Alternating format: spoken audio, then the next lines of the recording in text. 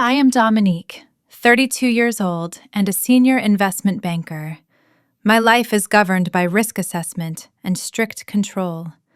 I spent 10 years clawing my way up from a cramped apartment in Atlanta to a corner office overlooking the skyline. I trade in millions, but I account for every single cent. But last Tuesday, control evaporated in a single vibration of my phone. I was in the middle of a high-stakes Zoom meeting with our partners in London. The deal was worth $40 million, and I was leading the negotiation. My phone was face up on my mahogany desk, on silent mode. Suddenly, the screen lit up with a notification, red and urgent. I glanced down, expecting a market update. Instead, I saw an alert from American Express Centurion. This is the black card, the invite-only card that I had worked my entire career to qualify for. The text read, "Attempted charge, $105,000. Vendor, the Plaza Hotel wedding venue. Status, pending approval. Please confirm." My blood ran cold. The air in my temperature-controlled home office suddenly felt suffocating. $100,000. I stared at the screen, trying to process the numbers. I had not authorized this. My card was in my wallet, or so I thought. Then the realization hit me like a physical blow to the stomach. The spare card. The emergency card I kept in the fireproof safe at my parents' house. My voice was steady, but my hand shook as I clicked the unmute button on my laptop. "Gentlemen, I have a family emergency. We will have to reconvene in 2 hours." My boss looked concerned, but I did not wait for his permission. I slammed the laptop shut. I did not run. I marched. I grabbed the keys to my Porsche Panamera and walked out the door. The only sound in the house was the clicking of my heels on the hardwood floor, a rhythm of pure, unadulterated rage. I was not just a banker anymore. I was a woman whose kindness had just been weaponized against her. I tore out of my driveway and onto the highway, weaving through the heavy Atlanta traffic. My hands gripped the leather steering wheel so hard my knuckles turned white. I dialed my mother, Wanda, straight to voicemail. I dialed my father, Otis, straight to voicemail. Of course they were not answering. They knew exactly what they were doing. As I drove, the memory of how they got that card played in my mind like a horror movie. 3 months ago, my mother had sat in my kitchen, tears streaming down her face. She told me Dad's blood pressure medication was getting too expensive, and they were struggling to keep up with the copays. She begged for the PIN code to the spare card I kept in their safe. "Just for medical emergencies, Dom," she had said. "Just so we do not die because we are poor." I had looked at her worn-out hands and felt that familiar pang of guilt, the guilt of making it out when they stayed behind. So I gave her the code. I told her it was for life-or-death situations only. I was such a fool. The emergency was not medical. The emergency was my sister Chantel's ego. Traffic on Peachtree Street was a nightmare. I needed to know exactly where they were. I pulled up Instagram at a red light. My sister Chantel is 26 years old and has never held a job for longer than 3 months, yet she calls herself a lifestyle coach. Her profile loaded, and there it was, a story posted 10 minutes ago. The photo showed Chantel standing on a velvet podium in the most exclusive bridal salon in the city. She was wearing a dress that looked like it cost more than a Honda Civic. In her hand was a crystal flute of champagne. My mother was in the background, beaming with pride, holding the very black card I was looking for. But it was the caption that made me see red. It read, "Thank you, big sis, for funding my dream wedding at the plaza. Best gift ever. #blessed, #rich family." She had not even asked me. She had not sent a text. She simply took a card with a limit higher than most people's annual salary and decided it was hers. She was spending my hard-earned money to impress a man who thought we were trash. I threw the phone onto the passenger seat. The light turned green and I floored the accelerator. The engine roared a sound that matched the scream building in my throat. I was not going to call the bank yet. No, that would be too easy. I wanted to see their faces. I wanted to see the fear in their eyes when the bank walked through the door and announced that it was closed. I pulled up to the bridal salon, screeching into a no parking zone right in front of the glass doors. A valet rushed over to tell me I could not park there, but one look at my face made him stop. I stepped out of the car, adjusting my blazer. I did not look like a sister coming to celebrate. I looked like an auditor coming to foreclose. I pushed open the heavy glass doors, and the smell of expensive lilies and arrogance hit me. I heard them before I saw them.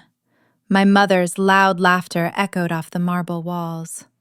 I walked past the receptionist who tried to ask for my appointment. I stormed toward the VIP suite in the back. The curtains were drawn back, and there they were. A perfect picture of a happy family. Chantel was twirling in the dress. My father was looking at a tuxedo on a rack. My mother was signing a receipt the sales associate held out on a leather clipboard. I did not hesitate. I did not pause for dramatic effect. I walked straight up to my mother and snatched the black metal card from her hand. The room went silent. The sales associate gasped. My mother looked at her empty hand, then up at me, blinking in confusion. "Dom, what are you doing here?" my mother asked, her voice trembling slightly but trying to maintain composure. "We were just about to FaceTime you to show you the dress." I looked at the receipt. It was not just for the venue deposit. It was for the dress, the flowers, and a catering down payment. The total was now $105,000. I looked at Chantel.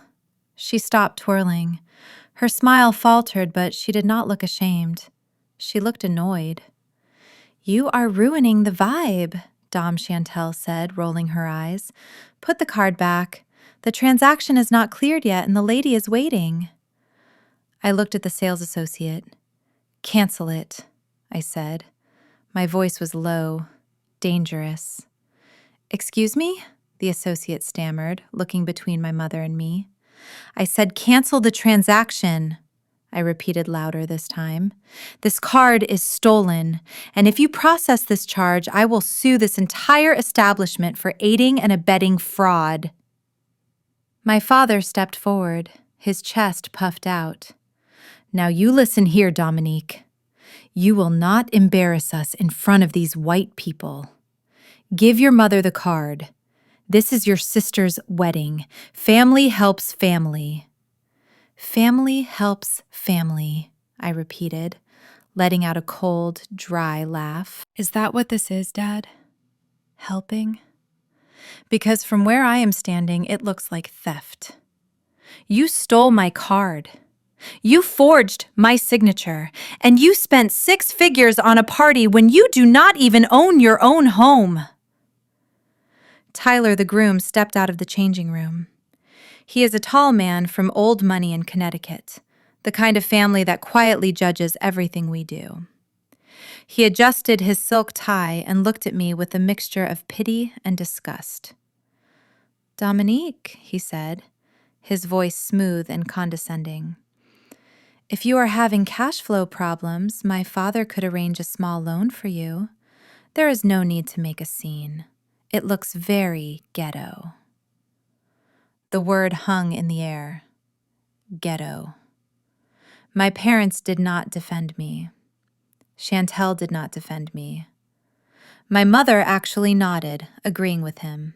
"Shush, Dom," my mother whispered. "Tyler is right.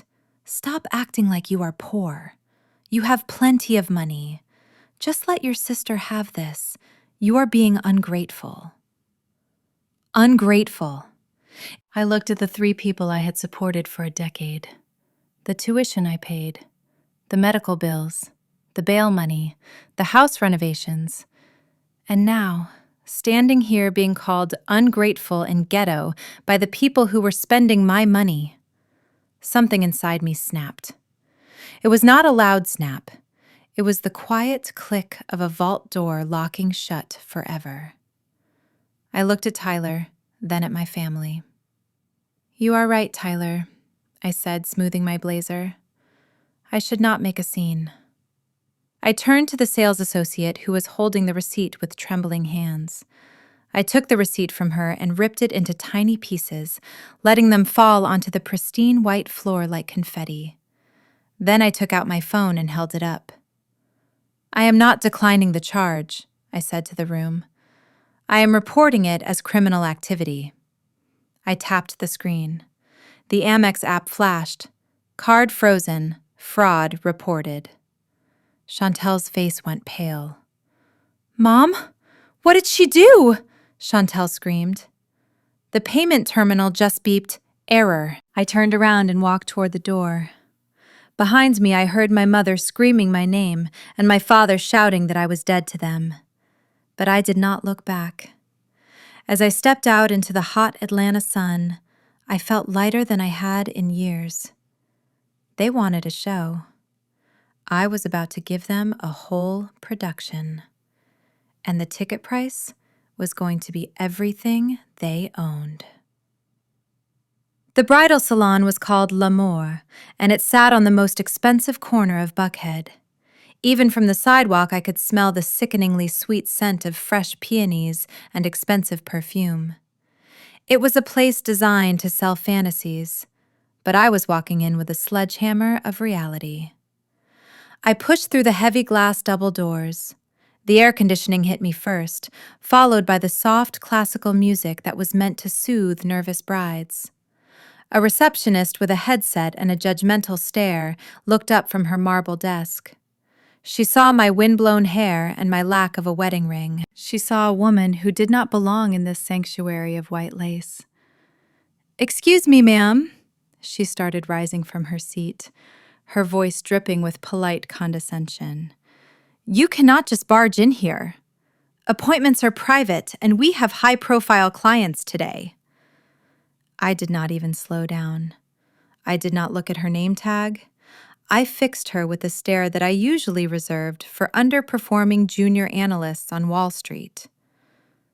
"I am not a customer," I said, my voice low and lethal. "I am the bank, and I am here to close an account." She froze. She sat back down. Power recognizes power, even when it is vibrating with rage. The security guard near the door took a step forward, but the receptionist shook her head slightly, signaling him to stand down. She sensed that stopping me would cause a scene far worse than letting me pass. I marched down the hallway, my heels sinking into the plush cream carpet. I could hear laughter drifting from the platinum suite at the end of the corridor. It was a familiar laugh. It was the sound of my mother holding court. It was the sound of my sister getting exactly what she wanted without lifting a finger. It was the sound of my money being set on fire. Every step I took felt heavier, fueled by a decade of silent resentment. I reached the velvet curtains that separated the suite from the hallway. I ripped them open with enough force to rattle the brass rings. The scene before me was a masterpiece of selfishness. My sister Chantel was standing on a circular podium, bathed in soft golden light. She was wearing a custom Galia La Havre gown that hugged her curves and flared out in a dramatic train of silk and crystals. It was breathtaking. It was stunning. It was also $20,000. My mother, Wanda, was lounging on a chaise lounge like she was the Queen of Sheba. She was wearing a designer dress that I knew for a fact I had paid for last Christmas. She held a crystal flute of champagne in one hand and my black American Express Centurion card in the other, waving it around like a conductor's baton. 2 bridesmaids were giggling in the corner, taking boomerangs for Instagram. They were toasting. "To the bride," my mother announced, raising her glass high, her voice thick with unearned pride. "To the most beautiful wedding Atlanta has ever seen, and to living the life we deserve." They looked so happy, so unbothered. They were drinking vintage champagne paid for with my labor, celebrating a future built on my credit score. For a split second, I felt a physical pain in my chest. It was the heartbreak of realizing that, to them, I was not a daughter or a sister. I was just a resource.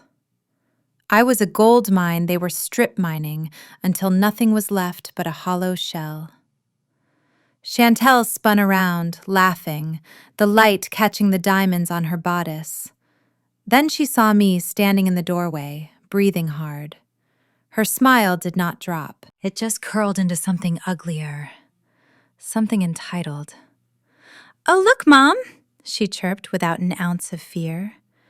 "The wallet finally arrived." "Take the dress off," I said. My voice was not a scream yet, but it vibrated with a frequency that shattered the celebratory mood in the room instantly. "Take it off, right now, and give me my card." Chantel stopped posing. Her hands dropped from her waist, and she looked at me with an expression that was less fearful and more annoyed, like I was a fly buzzing around her wedding cake. She let out a dramatic sigh that echoed in the silent suite. "Dom, seriously," she groaned. "You are being so dramatic. Can we not do this right now? I am in the middle of a fitting." I took a step forward, my heels clicking ominously on the marble floor. "I am not asking you, Chantel. You are wearing stolen property. You have exactly 30 seconds to step out of that gown before I rip it off you myself." That was when my mother moved. For a woman in her 60s, she moved with the speed of a linebacker. Wanda intercepted me before I could reach the podium, her fingers digging into my bicep with a painful iron grip. She did not look sorry. She did not look guilty. She looked furious.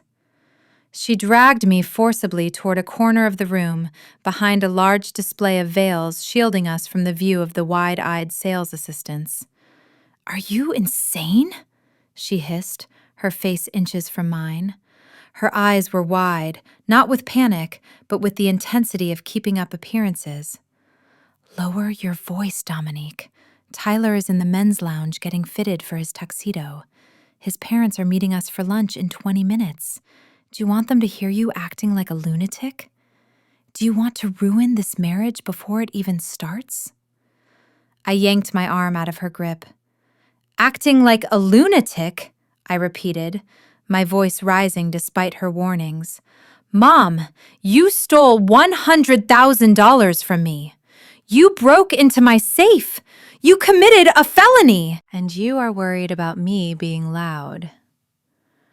Wanda rolled her eyes, as if I were a toddler complaining about a scraped knee.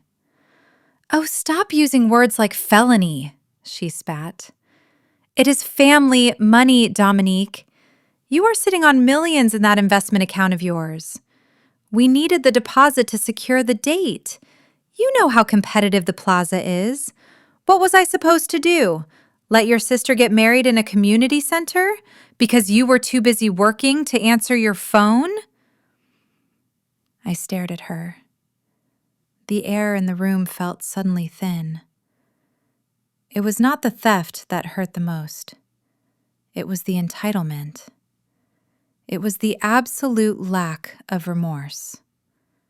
She truly believed that my money was community property. She believed that, because I had made it out of our neighborhood and built wealth, I owed them everything. I was not a person to her.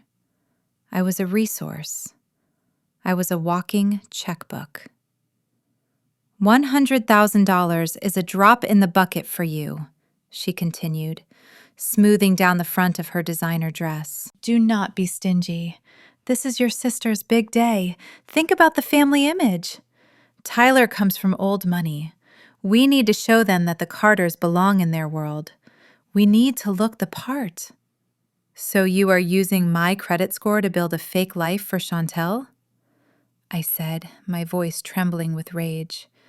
You are buying respectability with money you did not earn. I am doing what a mother does, Wanda said coldly, straightening her spine. I am ensuring my child has the best. You should be happy to help. But instead, you are standing here calculating pennies like a stranger. You are so cold, Dominique. Money has made you cold. The gaslighting was masterful. Within 2 minutes, she had flipped the script. I was no longer the victim of grand larceny. I was the cold, ungrateful daughter who cared more about her bank balance than her flesh and blood. Behind her, I saw Chantel sipping champagne again, clearly confident that Mom would handle the situation. The level of disrespect was so profound it made me dizzy. I realized then that they would never stop, unless I forced them to stop. The heavy velvet curtain swept aside again, but this time it was not a sales assistant. It was my father, Otis Carter. He was wearing his Sunday best suit, a charcoal gray 3-piece number that I had bought him for Father's Day last year. But his face was twisted in a snarl I usually only saw when he was arguing about politics or losing money on a scratch-off ticket. He did not look at my mother, who was still clutching my stolen card. He looked straight at me, and his eyes were cold. Is this what I sent you to college for, Dominique? He boomed his voice, shaking the small room. So you could come back here and count pennies against your own flesh and blood? You are acting like a stranger, like a cold-hearted bill collector instead of a sister. I stared at him, stunned. Dad, she stole from me, I managed to say, my voice cracking slightly. That is over $100,000. That is theft. It is family resources, he shouted, stepping between me and my mother, blocking my path. He poked a thick finger toward my chest. I worked double shifts at the plant for 30 years to put food on your table. I sacrificed my back and my knees so you could sit in that air-conditioned office and play with numbers. And now you want to call the police on your mother because she is trying to give your sister a future? You are a soulless merchant, Dominique. A bean counter with no heart. He took a step closer, invading my personal space. Look at where you are standing, girl. This is the big leagues. Chantel is about to marry into the Sterling family. Do you know what that means for us? For your mother? This wedding is not just a party. It is an investment. It is her chance to change her life, to change our lives. Tyler's family has generational wealth, and you want to sabotage the merger over a piece of plastic? The merger. He called his daughter's marriage a merger. I felt sick to my stomach. To him, Chantel was just another asset class, and I was the venture capital required to secure the deal.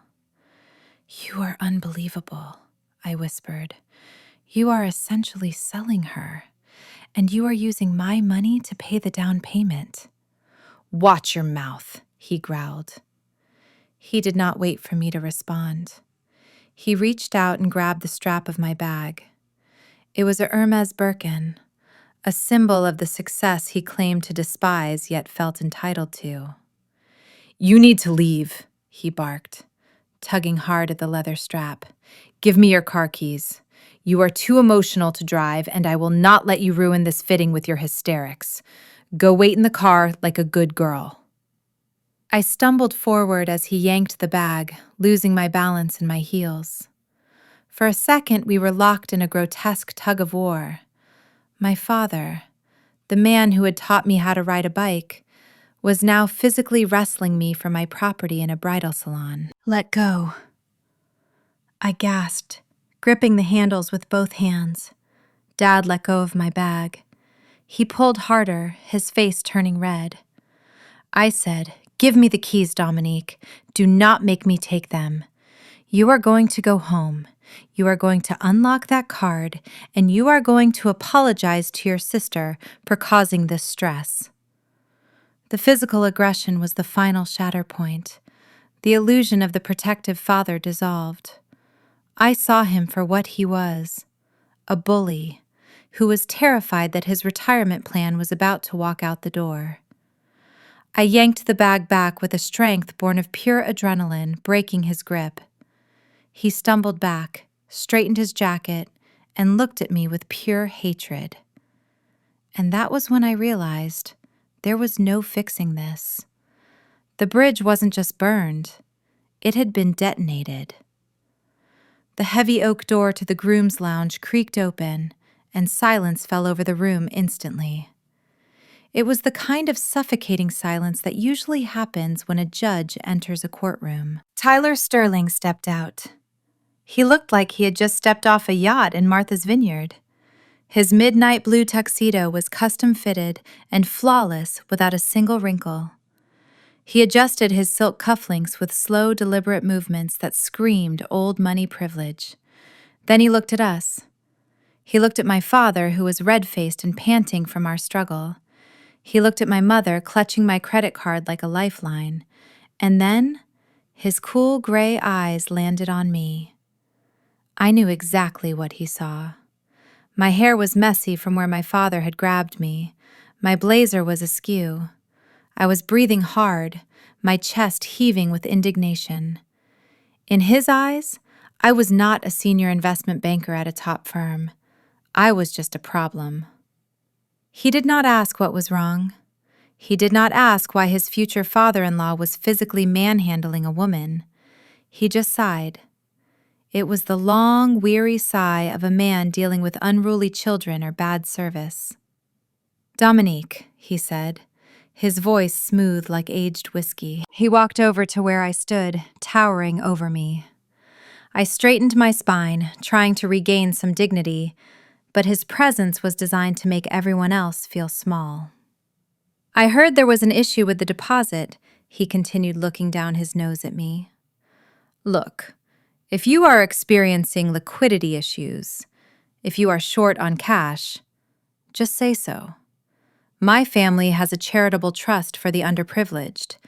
We can arrange a small personal loan for you to cover your obligations."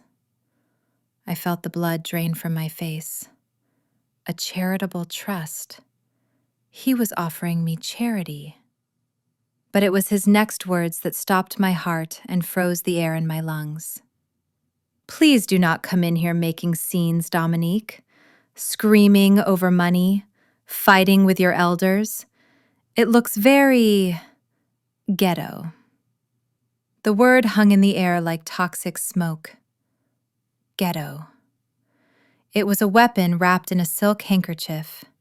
He used it to dismiss my master's degree, my career, my achievements, and my humanity. He used it to put me back in the box he thought I belonged in. I waited. I waited for my father to punch him. I waited for my mother to defend her daughter. I waited for Chantel to say something, anything. But nobody moved.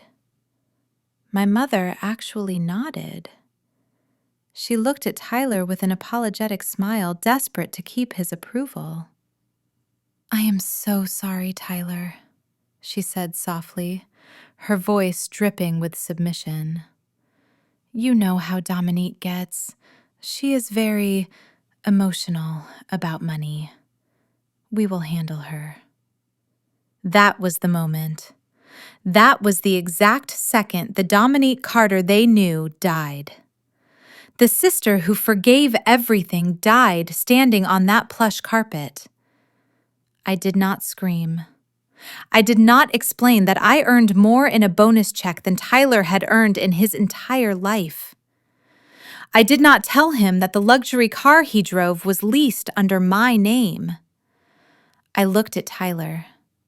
I looked at the checkbook in his hand. "Keep your money, Tyler," I said. My voice was no longer shaking. It was dead calm. "You are going to need it." I pulled my bag from my father's loosening grip. I smoothed my hair back. I turned my back on the tuxedo, the gown, and the betrayal. As I walked to the door, I felt their eyes on me. They thought I was retreating in shame. They thought they had won. They had no idea that I was not walking away. I was walking to my car to initiate a total financial war. The elevator doors slid open directly into my penthouse foyer with a soft hush that sounded deafening after the chaos of the bridal salon. My apartment was a masterpiece of modern design. Floor-to-ceiling windows framed the Atlanta skyline, which was just beginning to twinkle in the twilight. The floors were imported Italian marble. The art on the walls was original and insured for more than my parents' house was worth. It was the definition of Black excellence. It was everything I had worked for. And as I stepped inside, dropping my keys on the console table, I had never felt more alone. The silence here was different. It was expensive silence. It was the kind of quiet that you pay a premium for to escape the noise of the world. But tonight, it felt heavy. It felt like a vacuum sucking the air out of my lungs. I kicked off my Louboutins, leaving them where they fell. I walked into the kitchen and poured myself a glass of water, my hands trembling slightly. Tyler's voice was still echoing in my head. Ghetto. He had looked at me, the woman who managed portfolios worth hundreds of millions, and reduced me to a stereotype because I dared to ask for my own money back. And my family had let him. They had watched him strip away my dignity, and they had nodded in agreement just to keep their access to his world. I walked to the window and pressed my forehead against the cool glass. I looked down at the city. Somewhere down there, my sister was probably still trying on dresses, laughing about how uptight I was. They thought this was over. They thought I would go home, cool off, and pay the bill like I always did. They were banking on my loneliness. They knew that for years I had paid their debts just to feel like I was part of the tribe. Not anymore. I turned away from the view and walked down the long hallway to my master suite. I did not go to the bed. I went straight to the walk-in closet. I pushed aside a row of silk blouses and pressed my hand against the hidden panel in the wall. It slid back, revealing a heavy steel safe. I punched in the code. It was my sister's birthday. A stupid, sentimental choice that I resolved to change immediately. The heavy door swung open with a mechanical click. Inside were stacks of cash, my passport, and a few pieces of jewelry. But I reached for the thick, leather-bound binder at the very bottom. It was heavy. It felt heavier than it should have. I pulled it out and carried it to the center island of my closet, placing it down under the chandelier. The label on the spine read, Family Support, a generic name for a file that documented a decade of financial abuse. I opened the cover. The first page was a spreadsheet I had updated just last month. It was color-coded and categorized. Medical bills, tuition, car notes, bail money, vacations, emergency loans that were never repaid. I ran my finger down the column of totals. The numbers blurred for a second. I had always tracked it out of habit, out of professional diligence. But I had never let myself truly look at the sum. I had treated it like a necessary tax for being the one who made it out. But as I flipped through the receipts staple gunned to the pages, I saw the truth. Here was the $5,000 for my father's dental work. The same week he told me he was proud of me. Here was the $15,000 for Chantel's car down payment. The same month, she actually remembered to call me on my birthday.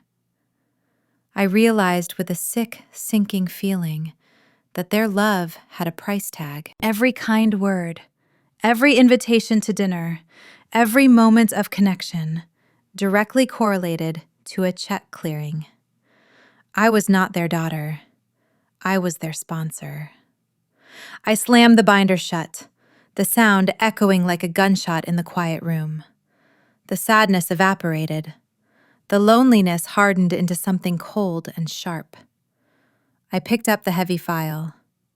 It was time to audit the books, and I was going to make sure the numbers finally balanced, even if it cost them everything.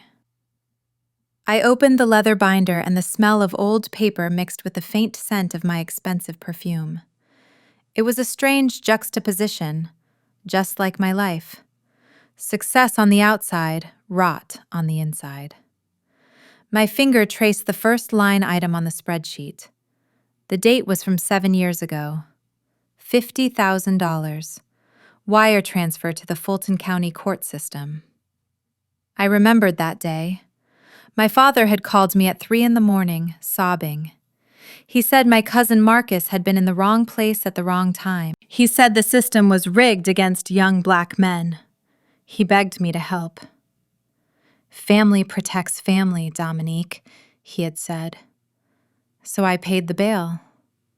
I later found out Marcus was arrested for running a chop shop out of my grandmother's garage. He never paid me back. He never even said thank you. He just bought a new chain the week he got out. I turned the page. The numbers got bigger. $200,000. Contractor fees and materials. This was for the renovation of my parents' house. My mother had claimed the foundation was cracking and the roof was leaking. She said it was unsafe. She cried about being afraid the ceiling would collapse on them while they slept. I wrote the check without asking for quotes, because I was a good daughter. I pulled out the stapled receipts attached to the page. They were not for structural repairs.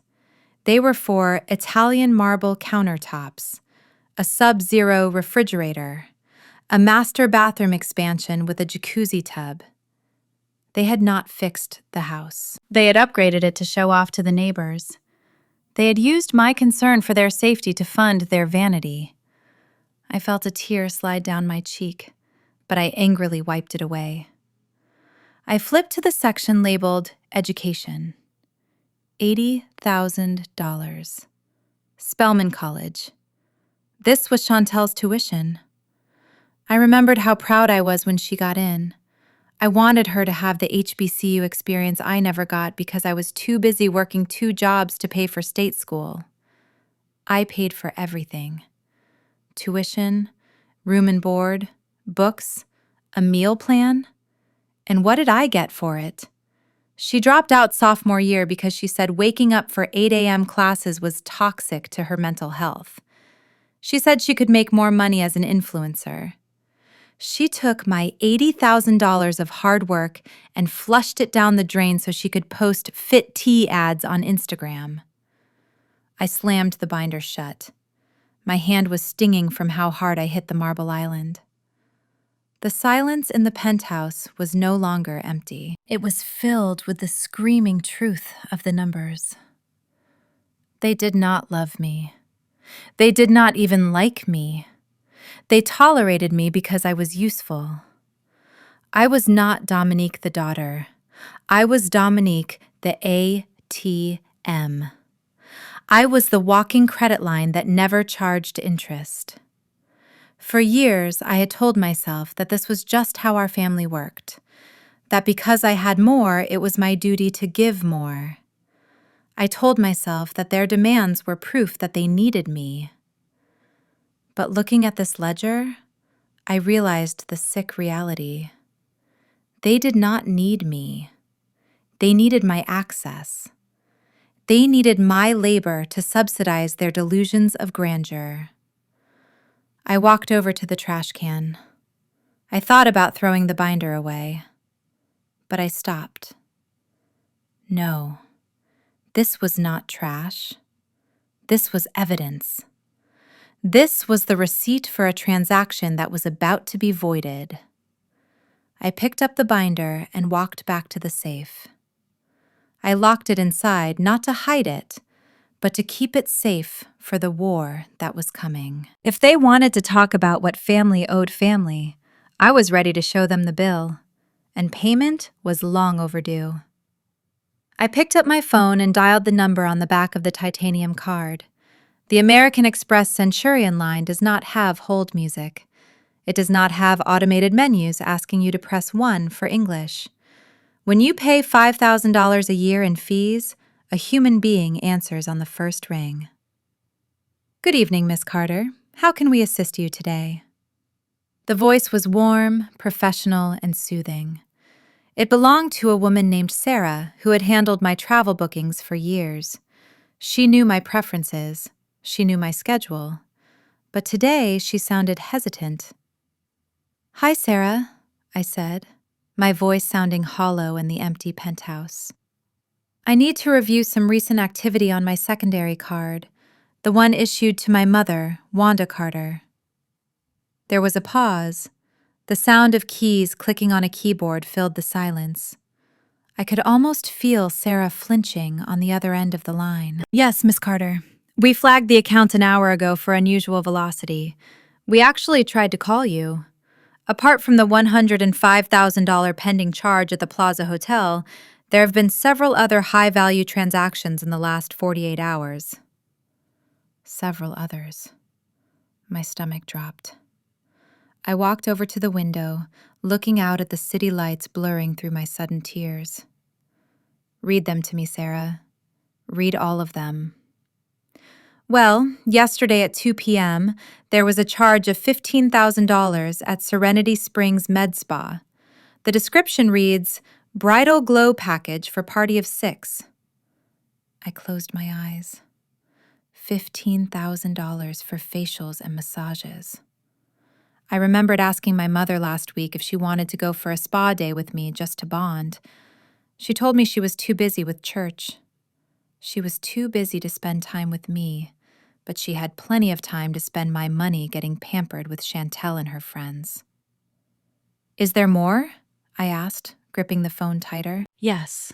At 4:30 p.m. yesterday, a charge of $20,000 to Elite Limousines. It appears to be a deposit for a fleet of 6 Rolls-Royces for the wedding weekend. A fleet. They rented a fleet of cars. I drove a Porsche that I bought with my own bonus.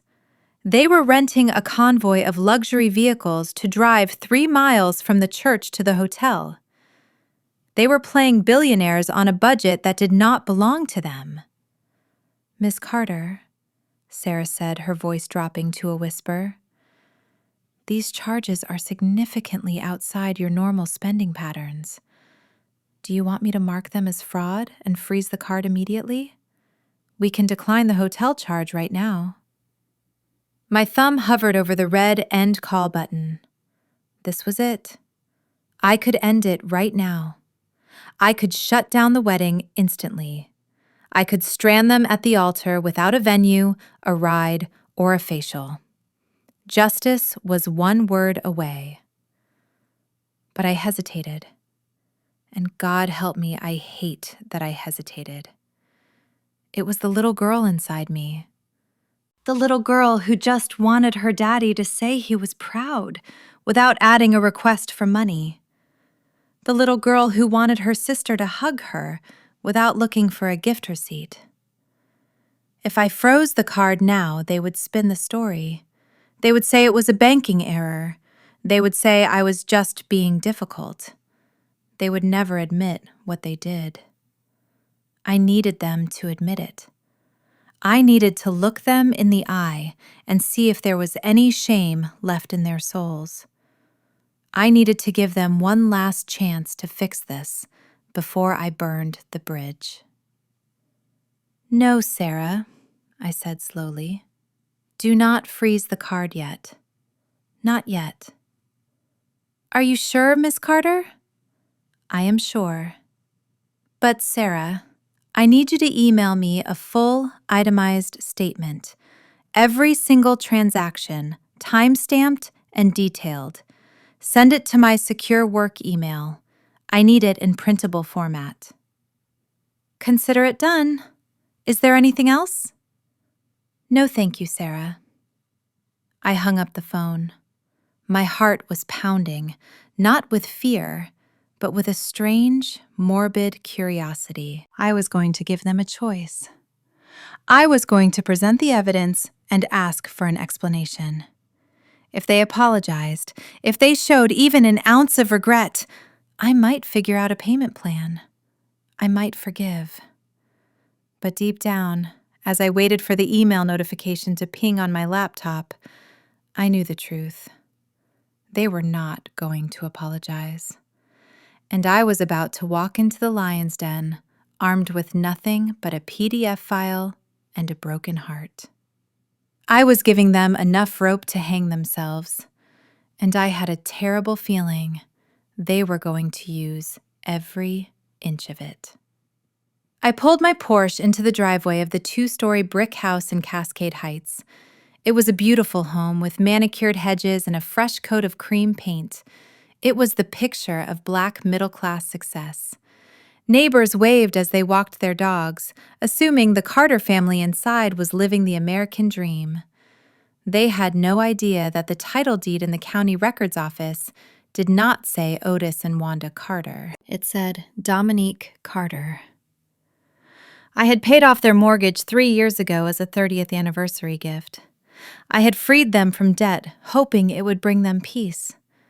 Instead, it just freed up their cash flow to fund their delusions.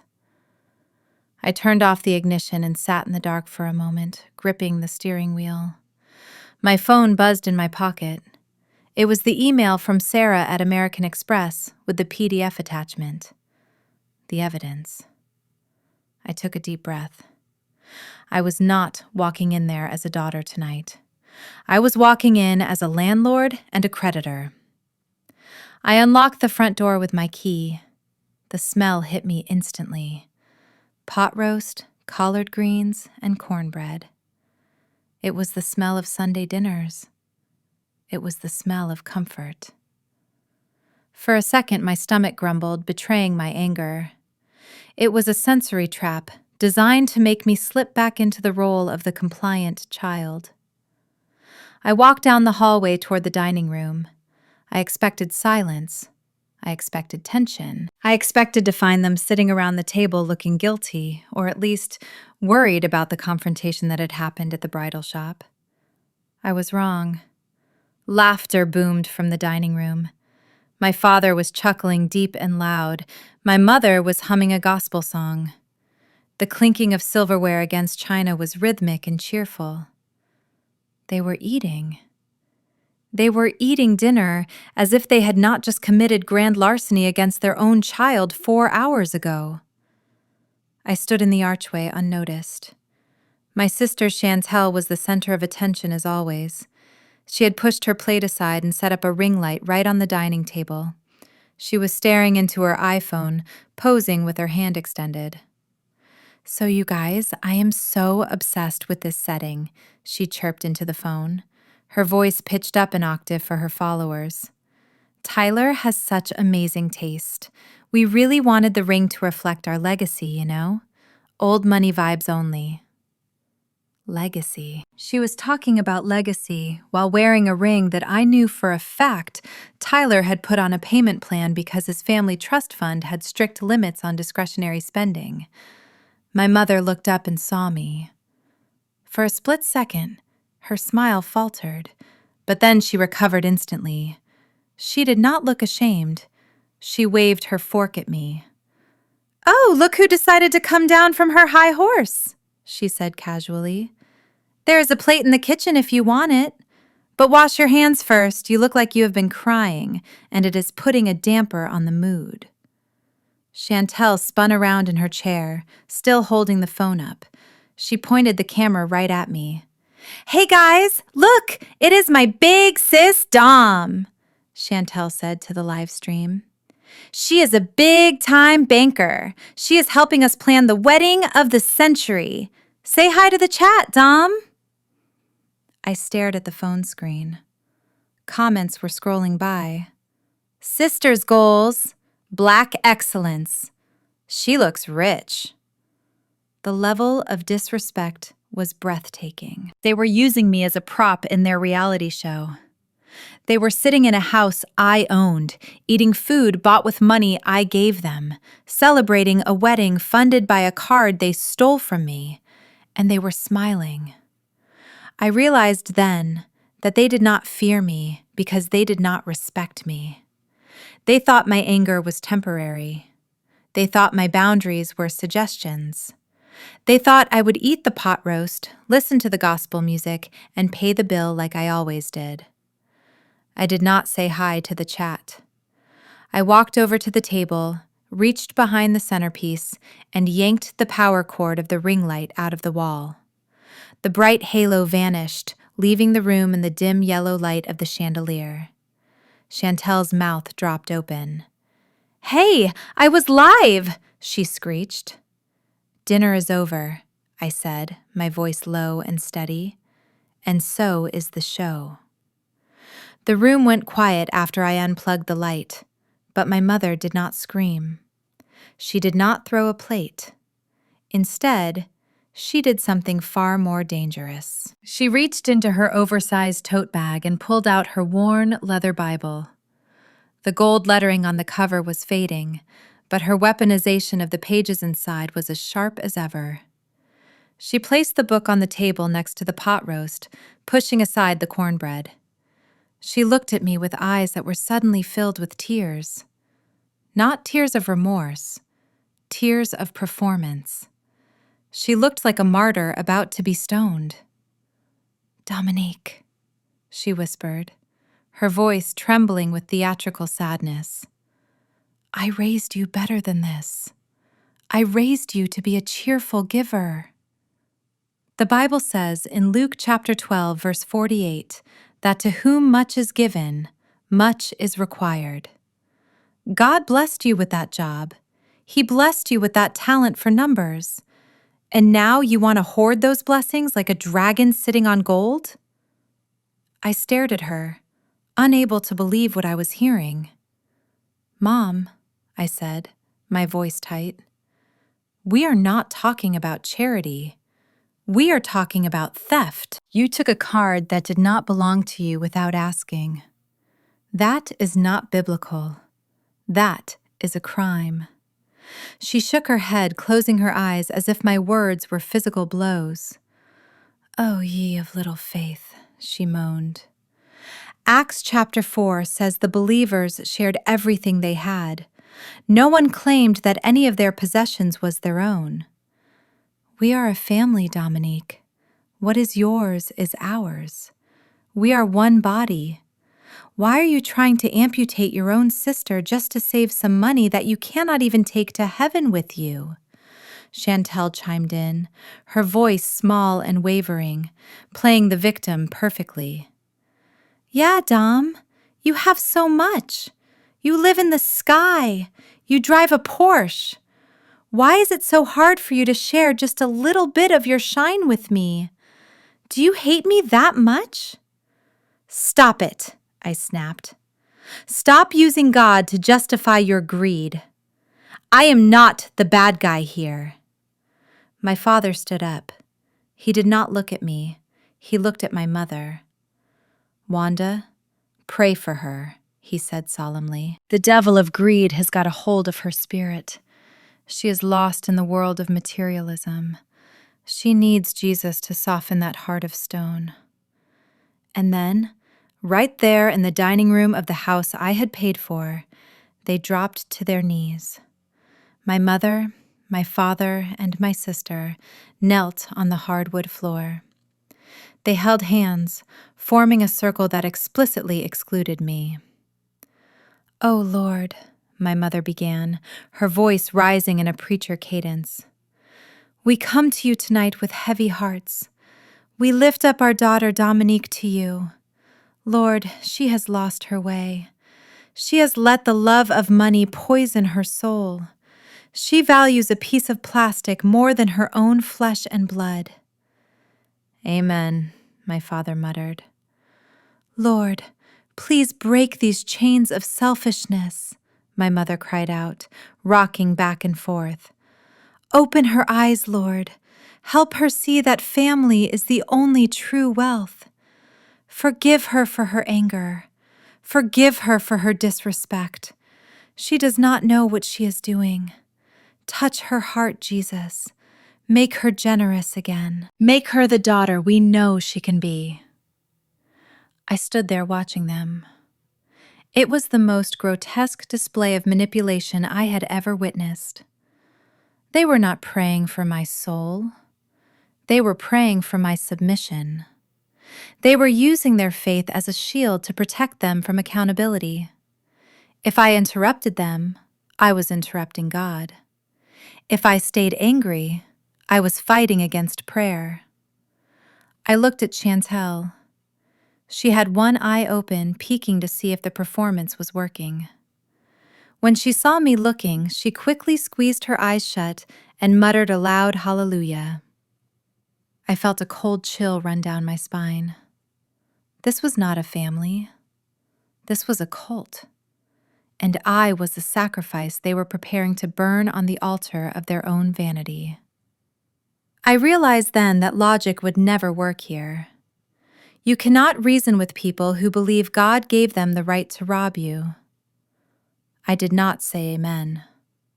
I turned around and walked out of the dining room, leaving them kneeling in their circle of lies. Prayer time was over. It was time for the plague. I did not join their prayer circle. I walked over to the dining table where my mother's leather Bible still sat next to the cooling pot roast. I reached into my bag and pulled out the folded American Express statement I had printed at the office. The paper was crisp and heavy in my hand. I slammed it down onto the wood surface right on top of the holy book they were using to justify their sin. The sound cracked through the room like a whip, interrupting their performance of piety. "This is not a blessing, Mom," I said, my voice trembling with controlled fury. "This is a crime scene. Look at the numbers. $105,000. My father opened one eye, peering up from his kneeling position. My mother stopped rocking back and forth. I pointed a manicured finger at the paper. "You have exactly 24 hours.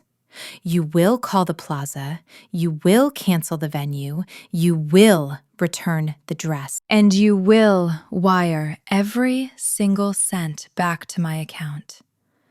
If you do not, I am walking into the precinct and filing charges for identity theft and credit card fraud against all three of you." I waited for the panic. I waited for the apologies. I waited for my mother to realize she had pushed me too far. Instead, I heard a low, dry chuckle. Chantel stood up slowly, wiping the fake tears from her face. She smoothed down her skirt and walked over to the table. She picked up the bank statement, looked at it with boredom, and tossed it aside like it was junk mail. "You are not going to call the police, Dominique," she said, her voice dripping with amusement. "We both know that." "Try me," I warned, stepping closer to her. She smirked, crossing her arms over her chest. "You are a vice president at a major investment bank, Dom. You spent 10 years building that perfect, sterile reputation. You are terrified of scandal. Imagine the headlines in the Business Journal. Top banker arrests own mother. Imagine what your white colleagues would whisper in the break room." She took a step closer to me, invading my personal space, smelling of the expensive perfume I had bought her for Christmas. "You need this wedding just as much as I do," she whispered. "You need the photos. You need to look like you come from a good, respectable family. You need to show Tyler's family that we belong. If you arrest us, you destroy your own image. You will never do it because you care more about what people think than you care about the money." My mother nodded in agreement, standing up and brushing off her knees. "She is right, Dominique," my mother said, picking up her fork to resume eating as if nothing had happened. "You have too much to lose. Now stop this nonsense and sit down. Have some cornbread. The drama is giving me indigestion." I stood there, frozen. The air left my lungs. Chantel was right. For years, that fear had been my leash. I paid their bills to keep them quiet. I paid to hide the dysfunction. I paid so that when I walked into boardrooms, no one would know where I really came from. They had weaponized my success against me. They were betting on my silence. They were banking on my shame. My father chuckled, reaching for the butter. "She will calm down," he said to the room. "She always does." They thought they had checkmated me. They thought my pride was their insurance policy. But as I looked at my sister's smug face, I realized something terrifying and wonderful. The fear was gone. I did not care about the reputation anymore. If they wanted a scandal, I was going to give them a war. I turned around and walked out into the night, leaving the statement on the table. The bank was officially closed. The sun was barely up over the Atlanta skyline, but I was already wide awake. I had not slept. I sat at my dining room table, dressed in my full corporate armor, a crisp white silk blouse and a charcoal pencil skirt. I needed to feel like a shark, because I was about to enter bloody waters. My phone lay on the marble surface next to a cup of black coffee. It was 8 a.m. sharp, the opening bell for financial warfare. I picked up the phone and dialed the fraud department direct line. This time I did not ask for Sarah. I did not want the nice lady who booked my travel. I needed the cold, hard machinery of corporate security. "American Express Fraud Detection, this is Marcus. How can I help you?" The voice was deep and professional. "Good morning, Marcus. This is Dominique Carter, account ending in 4009. I am calling to report unauthorized activity on my secondary card." I paused, taking a sip of the bitter coffee. This was the point of no return. Once I said the words, there was no going back. No more family dinners. No more pretending. "Go ahead, Ms. Carter. Which transactions are you disputing?" "All of them," I said, my voice steady and devoid of emotion. "I am disputing the charge of $105,000 to the Plaza Hotel. I am disputing the $15,000 to Serenity Springs Spa.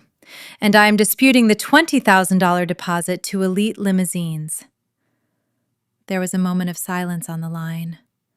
Even for a fraud specialist, these numbers were staggering. "I see Marcus," said the typing on his end, picking up speed. "Ms. Carter, just to clarify, were these transactions made by a cardholder with access to the physical card?" "The physical card was removed from my safe without my permission," I replied. "The PIN code was obtained under false pretenses. I did not authorize these charges. I did not sign for them. This is identity theft and grand larceny." "Understood. I am initiating a level 1 fraud alert. We are reversing the charges immediately. The vendors will be notified within the hour that the funds are being clawed back. We are also freezing all accounts associated with your Social Security number for your protection." Clawed back. It was a violent term for a violent act. The money was not just being stopped. It was being ripped away. "Thank you, Marcus," I said. "One more thing.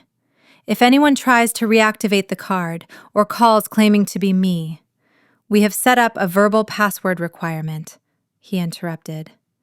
"Nobody accesses this account without it. You are on lockdown, Miss Carter." I hung up the phone.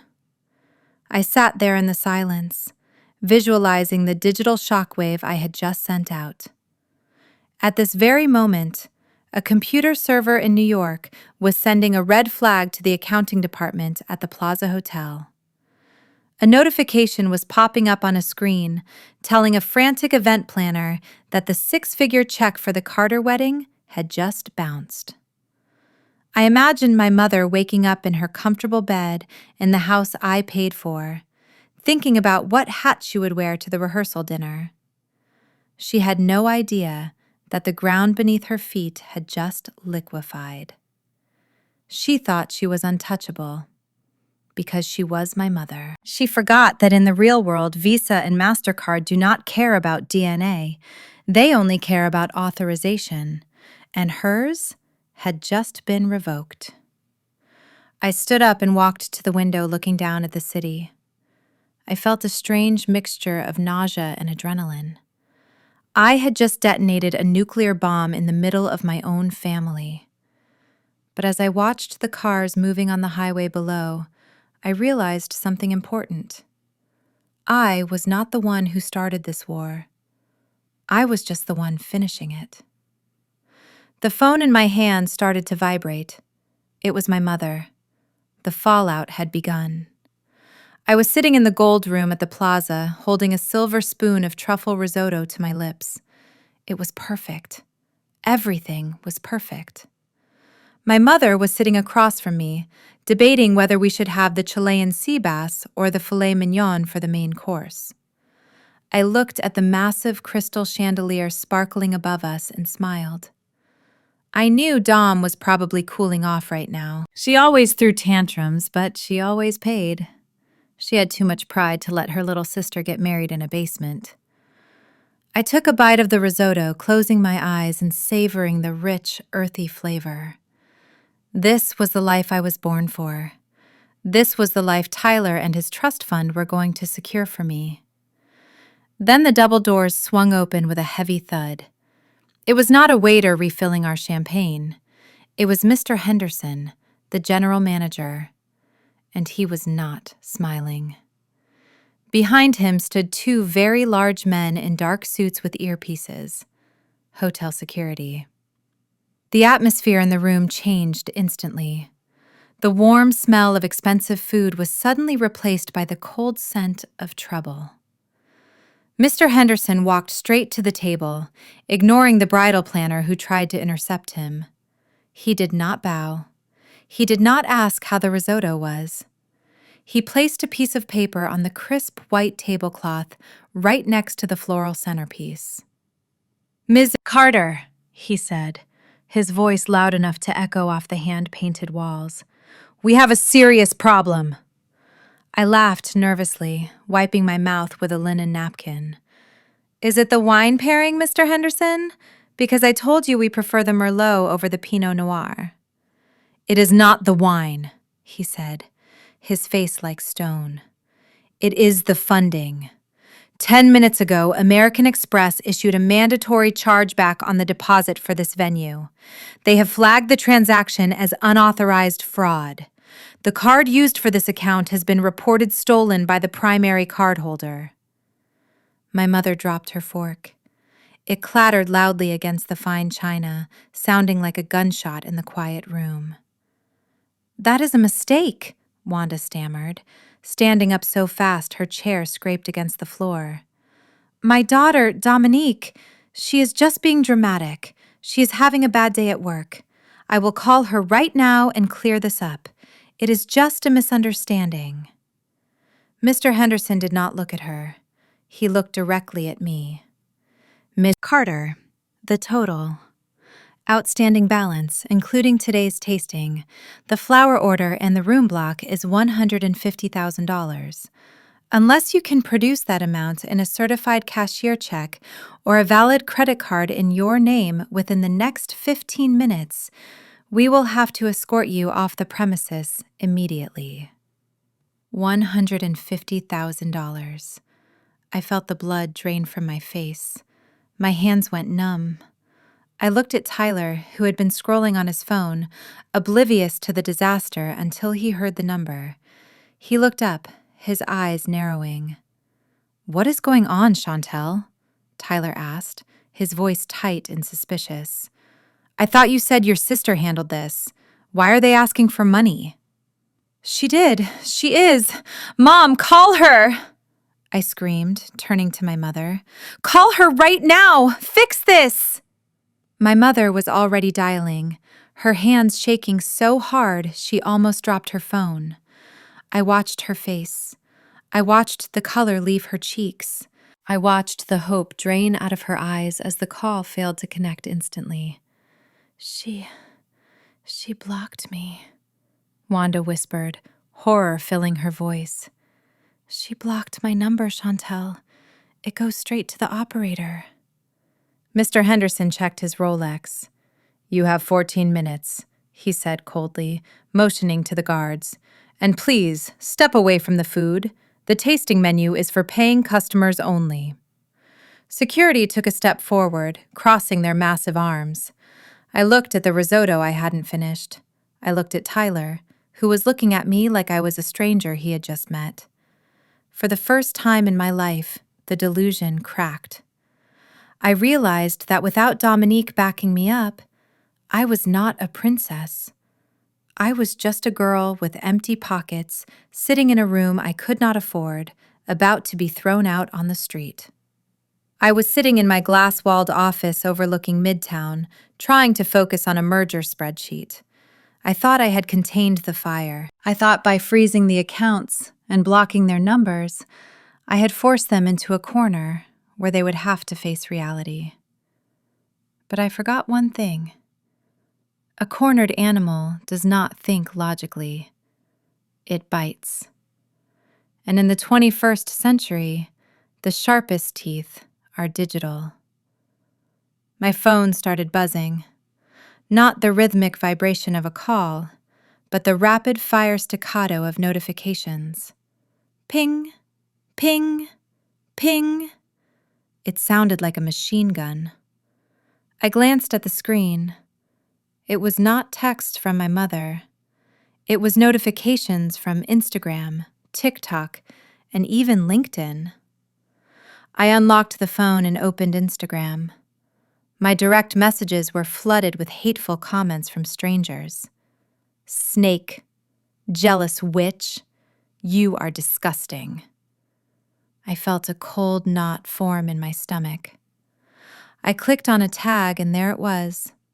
A video posted by Chantel an hour ago. It already had 2 million views. I put in my AirPods and pressed play.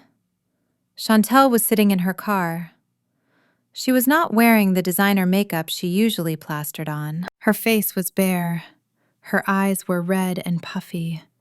She had perfected the look of the broken victim. "Hey guys," she whispered into the camera, wiping away a tear. "I did not want to make this video. I really did not. But I am just so heartbroken right now. You guys have been following my wedding journey for months. You know how excited I was. Well, today, my sister decided to destroy everything." She paused to sob. It was a masterful performance. "My sister Dominique is very wealthy," she continued. "She is a big banker. She makes millions. She promised to pay for my venue as a gift. She gave me her card. She told me to book the plaza. But today, right in the middle of my tasting, she cut off all the funding. She called the hotel and accused me of stealing.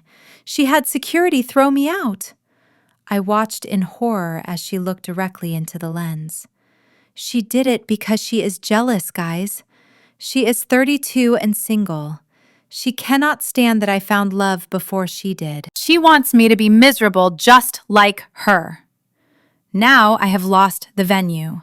I have lost the deposit. I might lose the wedding. I just do not know why my own blood would hate me this much." I felt like I couldn't breathe. She was twisting the truth so violently it made me dizzy. She left out the part where she stole the card. She left out the forged signature. She left out the years of me paying her bills. I scrolled down to the comments. The internet mob had already lit their torches. Cancel Dominique Carter. Imagine being that rich and that stingy. She sounds bitter and lonely. Boycott her bank. Then I saw the worst part. At the bottom of the caption, Chantel had pinned a link. If anyone wants to help save my wedding, here is my Cash App. Anything helps against this toxic abuse. She was monetizing the lie. She was using my reputation as a stepping stone to crowdfund her party. She was not just destroying my relationship with the family. She was coming for my career. My office door opened. My assistant stuck her head in, looking pale. "Miss Carter," she said quietly, "HR just called. They have been getting emails, hundreds of them. People are demanding you be fired for financial abuse." I dropped the phone on my desk. The screen cracked. I looked at the spiderweb fracture over Chantel's crying face. I realized then that this was not a family dispute anymore. This was a hit job. Chantel had declared total war. She thought she could shame me into submission.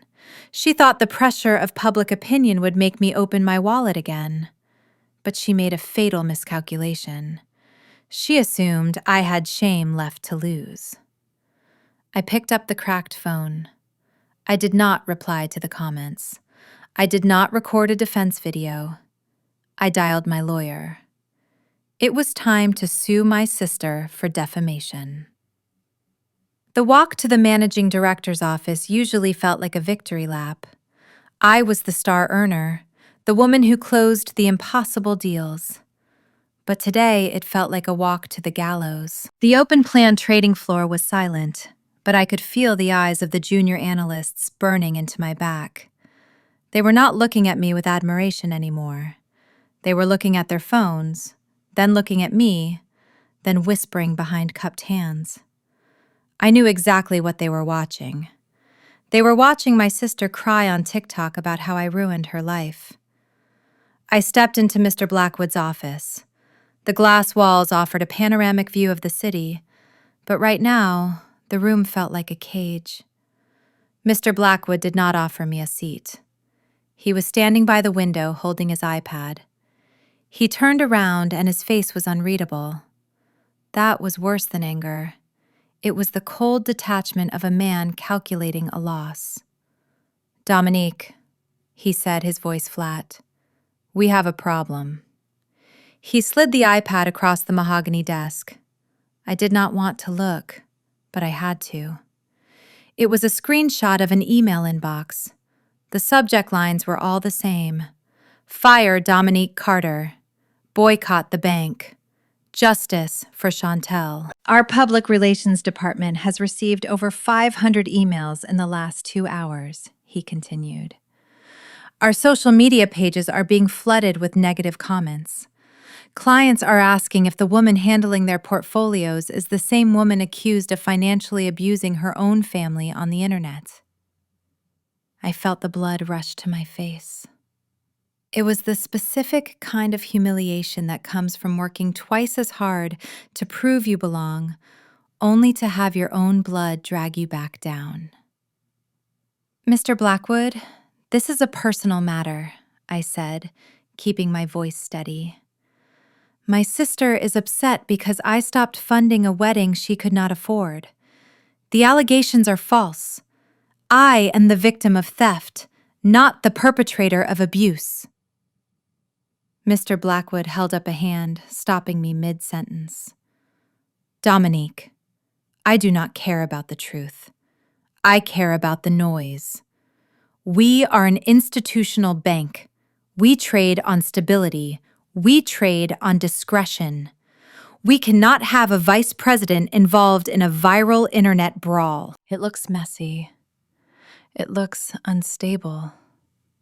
He leaned forward, placing his hands on the desk. You have worked hard to get here. You have broken ceilings. But right now, you are a liability. I cannot have clients thinking our money managers are emotionally volatile or cruel. The injustice of it burned my throat. I wanted to scream. I wanted to tell him that I was the most stable person in my entire bloodline. But I knew that as a Black woman in corporate America, I did not have the luxury of an outburst. So what are you saying? I asked quietly. I am saying you have 48 hours, Mr. Blackwood said. Make this go away. Get your sister to take down the video. Issue a joint statement. Settle it. I do not care how much it costs you. If this is still a story on Monday morning, do not bother coming in. We will accept your resignation effective immediately. I walked out of his office feeling numb. The glass walls of the bank felt fragile. My entire career, the fortress I had built, brick by brick, was shaking. Because Chantel wanted a party she did not pay for. She knew exactly where to hit me. She knew I valued my career above everything, and she was holding it hostage. I went to the bathroom and locked myself in a stall. I did not cry. I stared at the door and realized that my family had finally managed to do the one thing no market crash had ever done. They had compromised my future. And for that, there would be no forgiveness. While I was sitting in my office trying to salvage my career, my father was busy ensuring that our family destruction would be total and irreversible. Otis Carter had never been a man who handled humiliation well. To him, the scene at the bridal salon and the rejection at the plaza were not just setbacks. They were attacks on his manhood. He could not go back to Tyler's parents and admit that he was broke.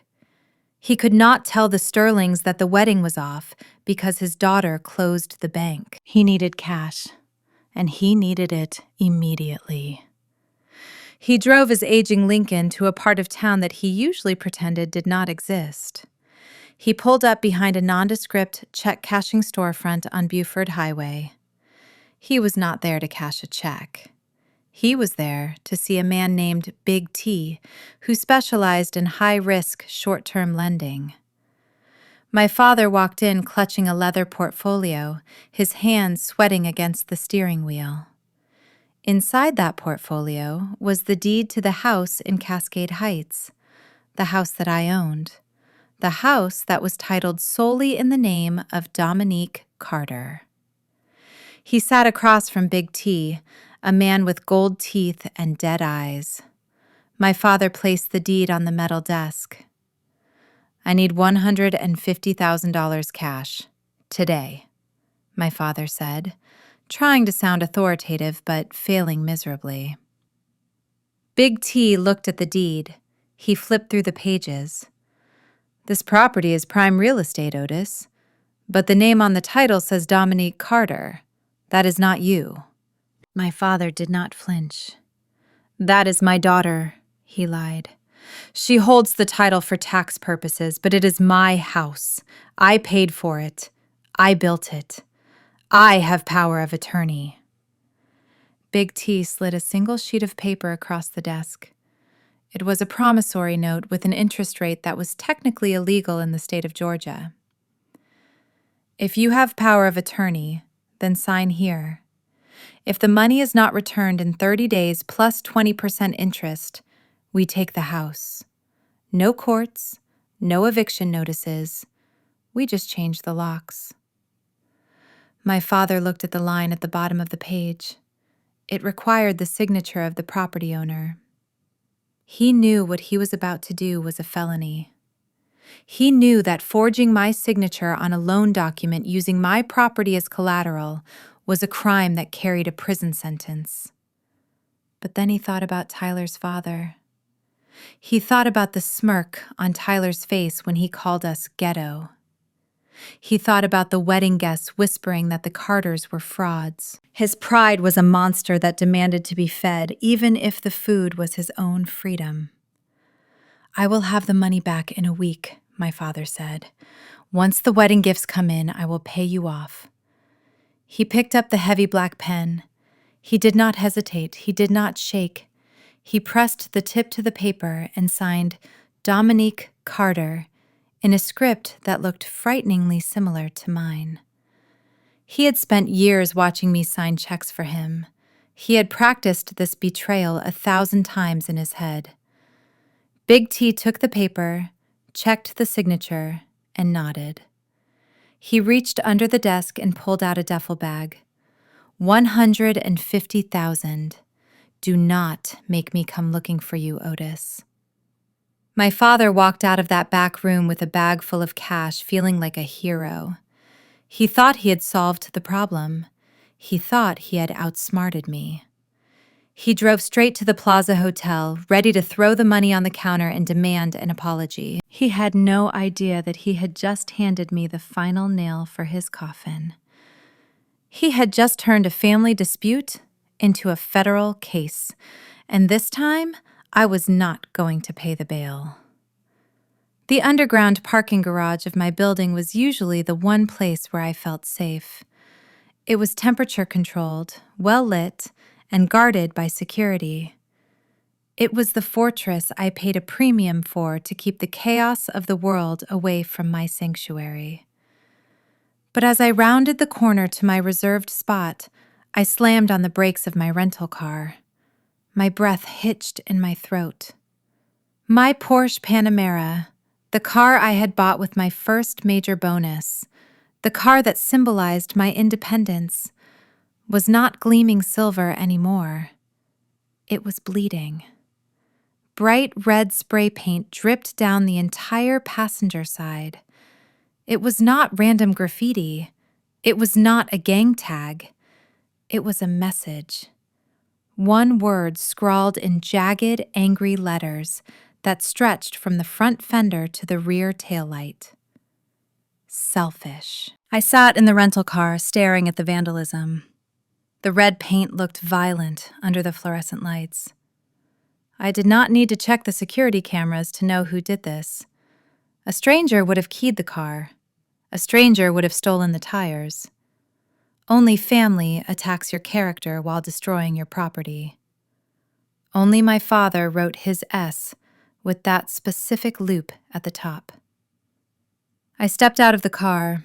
The smell of aerosol paint was still heavy in the air, mixing with the smell of exhaust. I walked over to my Porsche. I reached out to touch the paint, but pulled my hand back. It was still wet. They had been here recently. They had somehow slipped past security, probably using the spare key fob I had given my mother for emergencies years ago. For a moment, I thought I was going to cry. I thought I would fall apart right there on the concrete floor. I had spent my entire life trying to be good, trying to be generous, trying to prove that I was worthy of their love, and this was their response. Vandalism, intimidation, calling me selfish on a car that I had used to drive them to church every Sunday. But as I stared at that red word, something inside me shifted. The sadness did not come. The grief evaporated. In its place, a cold, hard resolve settled into my bones. It was the feeling of a switch being flipped in a dark room, illuminating everything with blinding clarity. They were not my family. They were my enemies. And you do not negotiate with terrorists who bomb your life because you cut off their funding. I reached into my bag and pulled out my phone. My hand was steady. My heart rate was slow. I scrolled past my mother's missed calls. I scrolled past Chantel's texts demanding I fix this. I tapped on the contact labeled Richard, personal attorney. He answered on the second ring, sounding surprised to hear from me so late. "Dominique, is everything all right?" "No, Richard. Nothing is all right, I said, my voice echoing in the empty garage, but it is about to be handled. I walked around the car, taking photos of the damage from every angle. Flash, flash, flash. Every picture was another nail in their legal coffin. I need you to file the paperwork, I said. All of it. Richard hesitated. You mean the fraud report for the credit card? No, I said. I mean everything. I want to file for a restraining order against Otis, Wanda, and Chantel Carter. I want to press criminal charges for vandalism and destruction of private property. I want to sue for defamation regarding the social media posts. And I want to start the eviction process on the Cascade Heights property immediately. There was a long silence on the other end of the line. Dominique Richard said softly, "These are nuclear options. If we do this, we are sending your parents to court, maybe even jail. There is no coming back from this. Are you sure you want to go this far?" I looked at the word selfish dripping down the side of my car. I thought about the $100,000. I thought about the lies. I thought about the years I spent buying their love only to realize it was never for sale. It was just a rental. I have never been more sure of anything in my life, Richard, I replied. Burn it down. I want them to lose everything.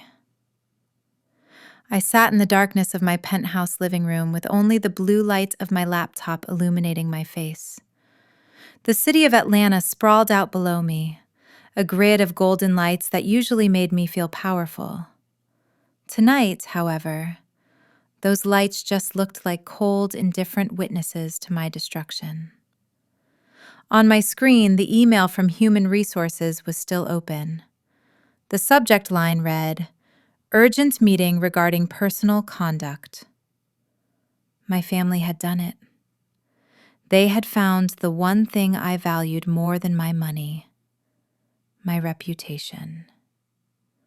I knew exactly what they were doing.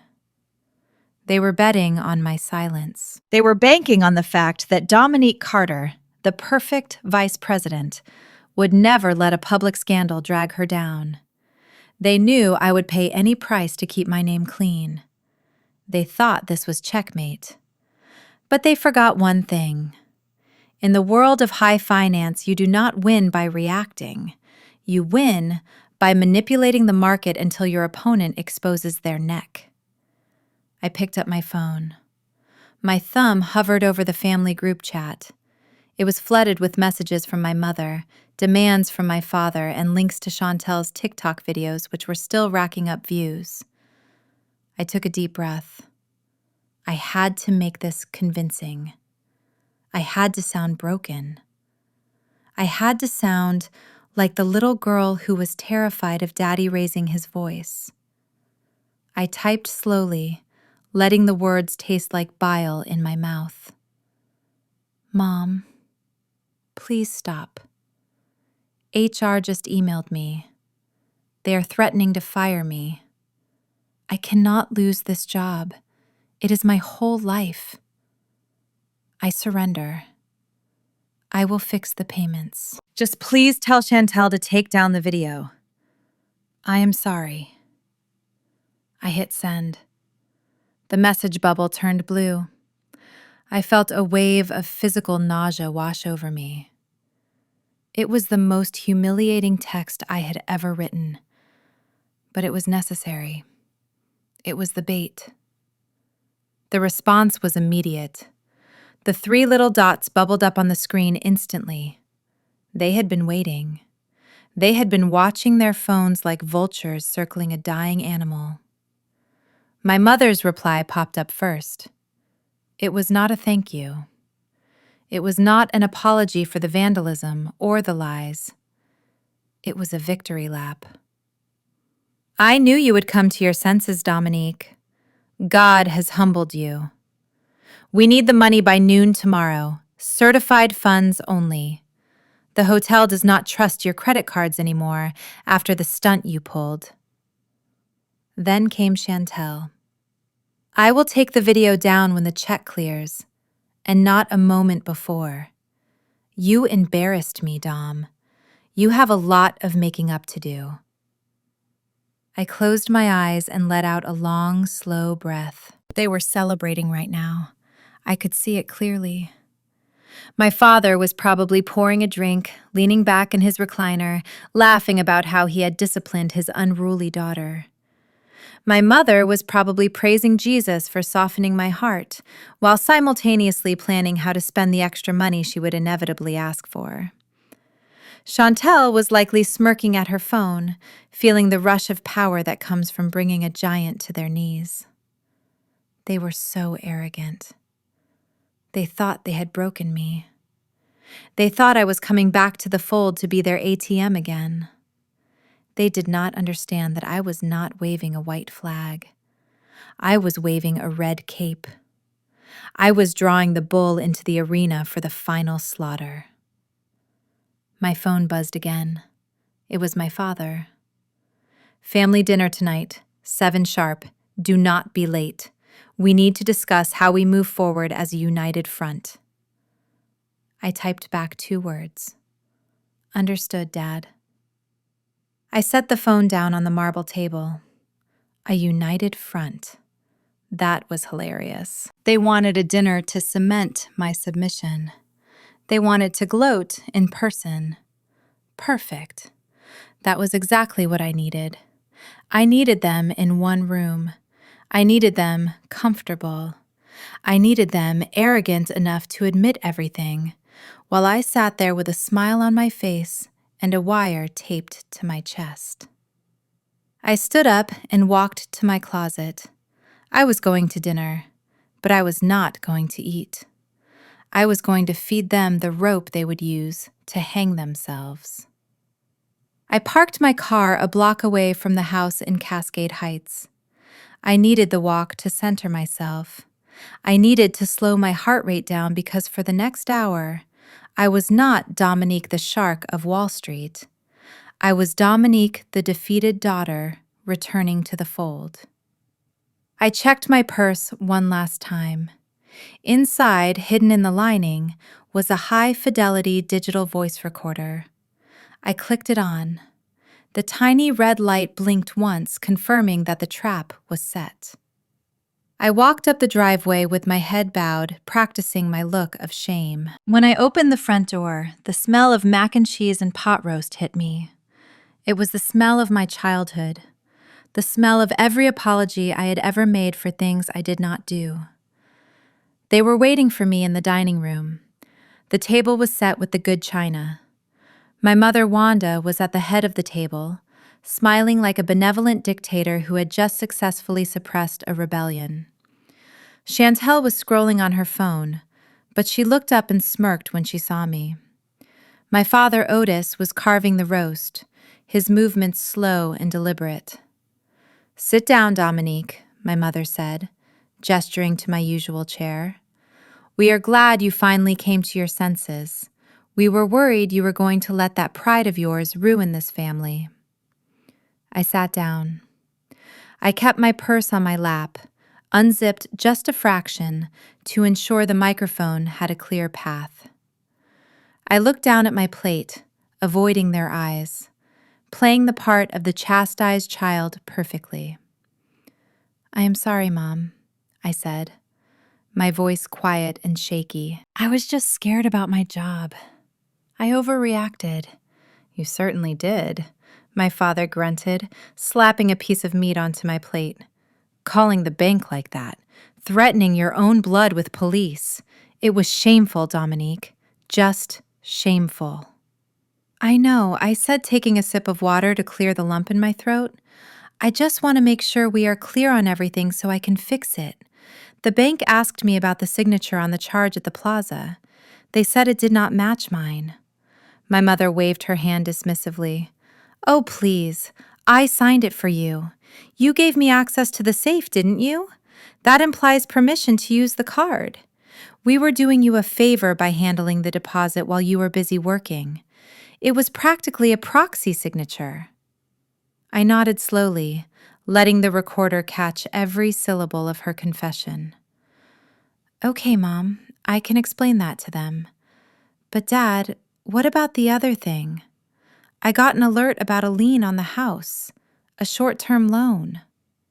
The room went quiet for a second. My father put down his carving knife. He wiped his mouth with a napkin and looked at me with a mixture of annoyance and pity. "We needed cash flow, Dominique," he said, his voice hard. "After you froze the cards, we had to pay the vendors. I took a loan against the equity. It is temporary. Once the wedding gifts come in, we will pay it off."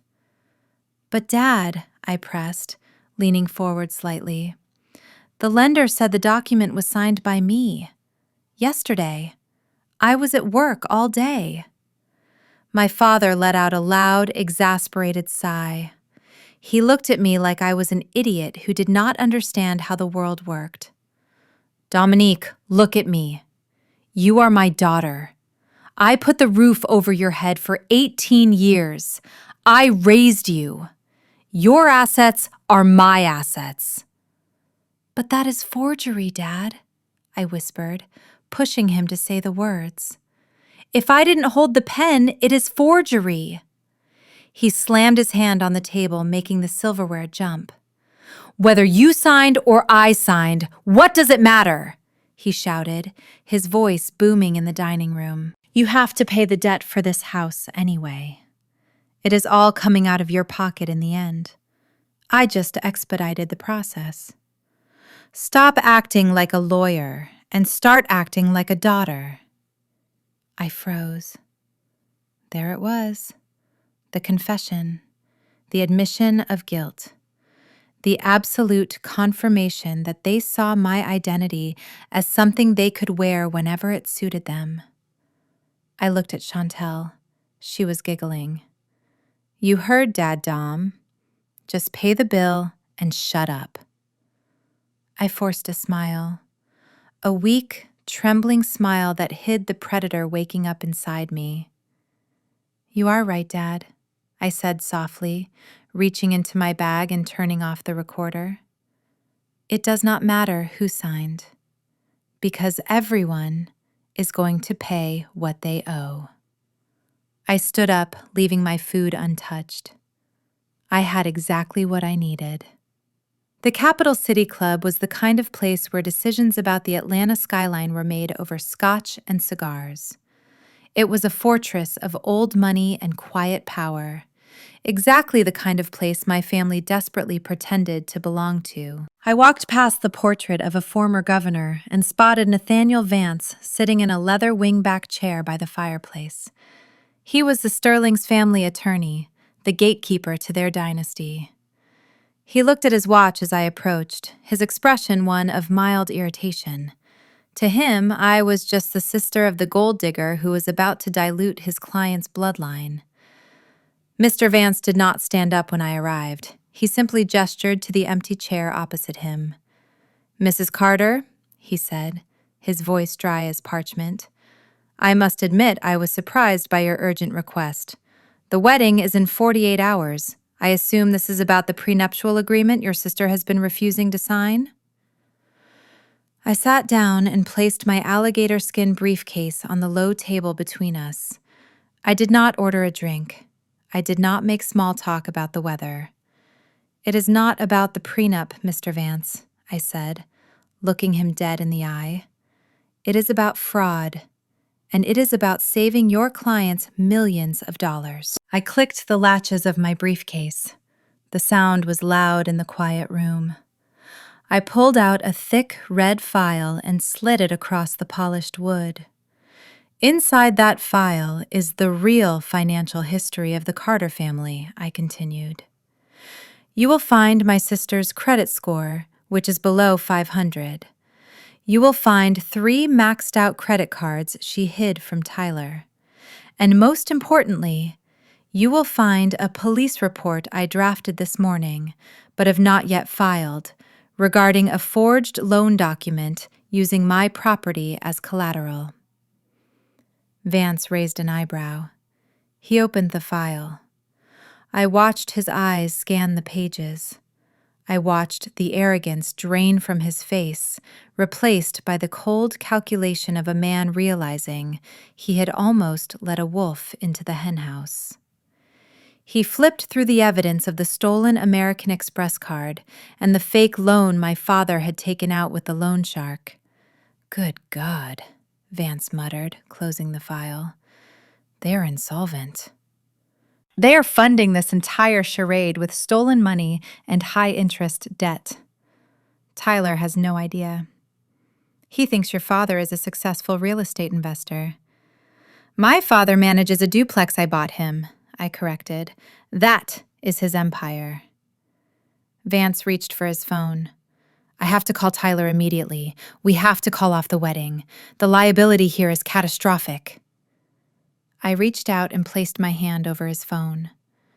The gesture was bold, bordering on disrespectful, but it stopped him. "No, Mr. Vance," I said softly.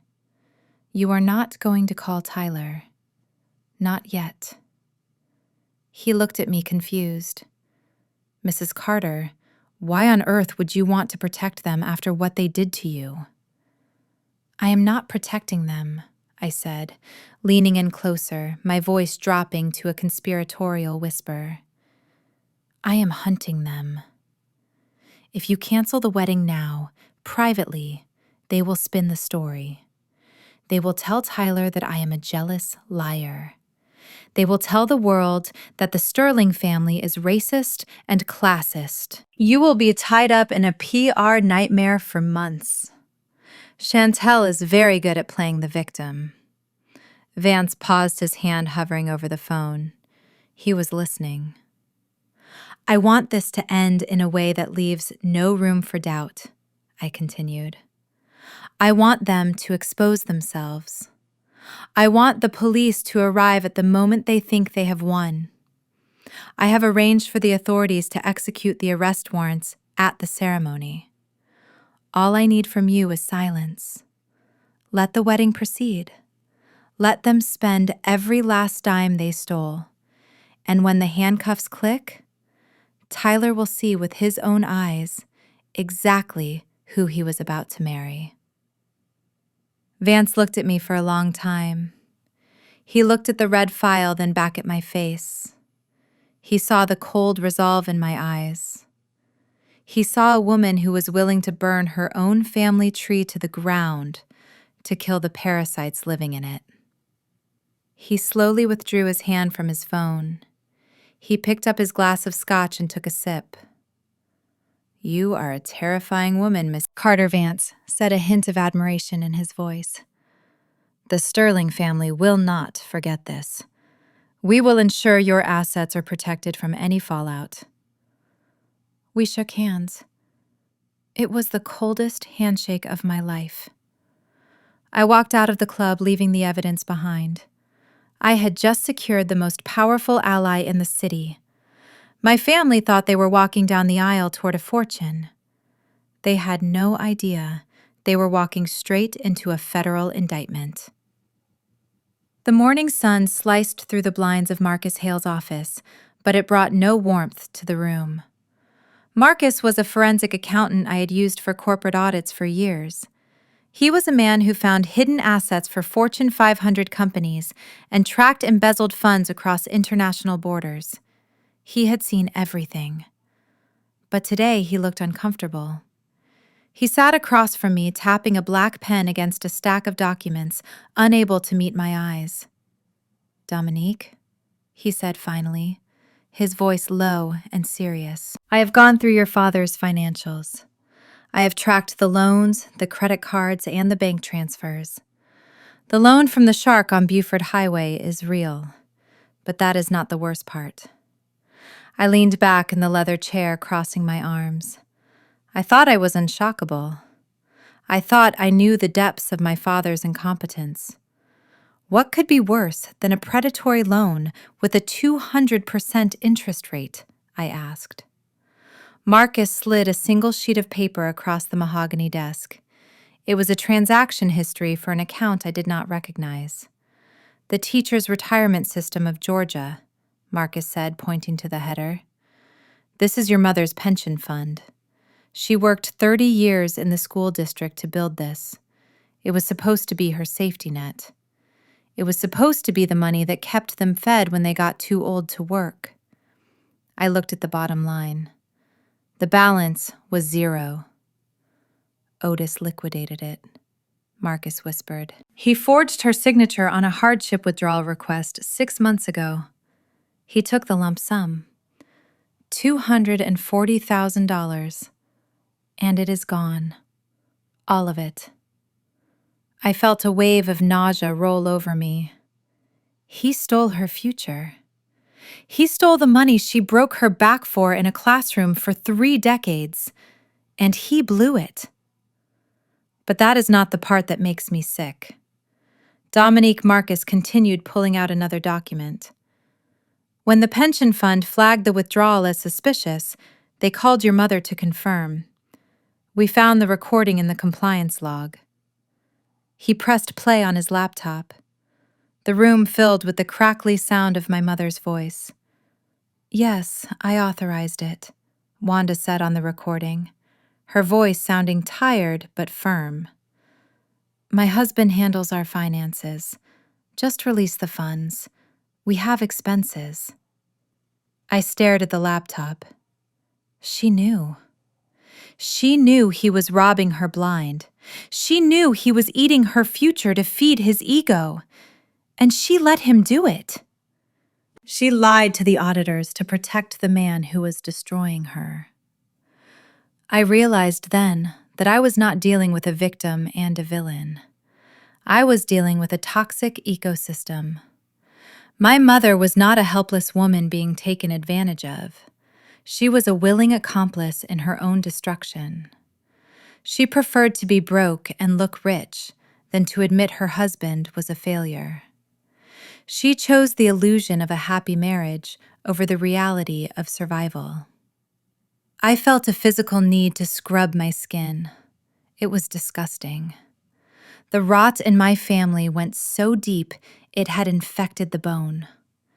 They were cannibals, eating pieces of each other just to stay alive for one more day of pretending. I looked up at Marcus. My eyes were dry.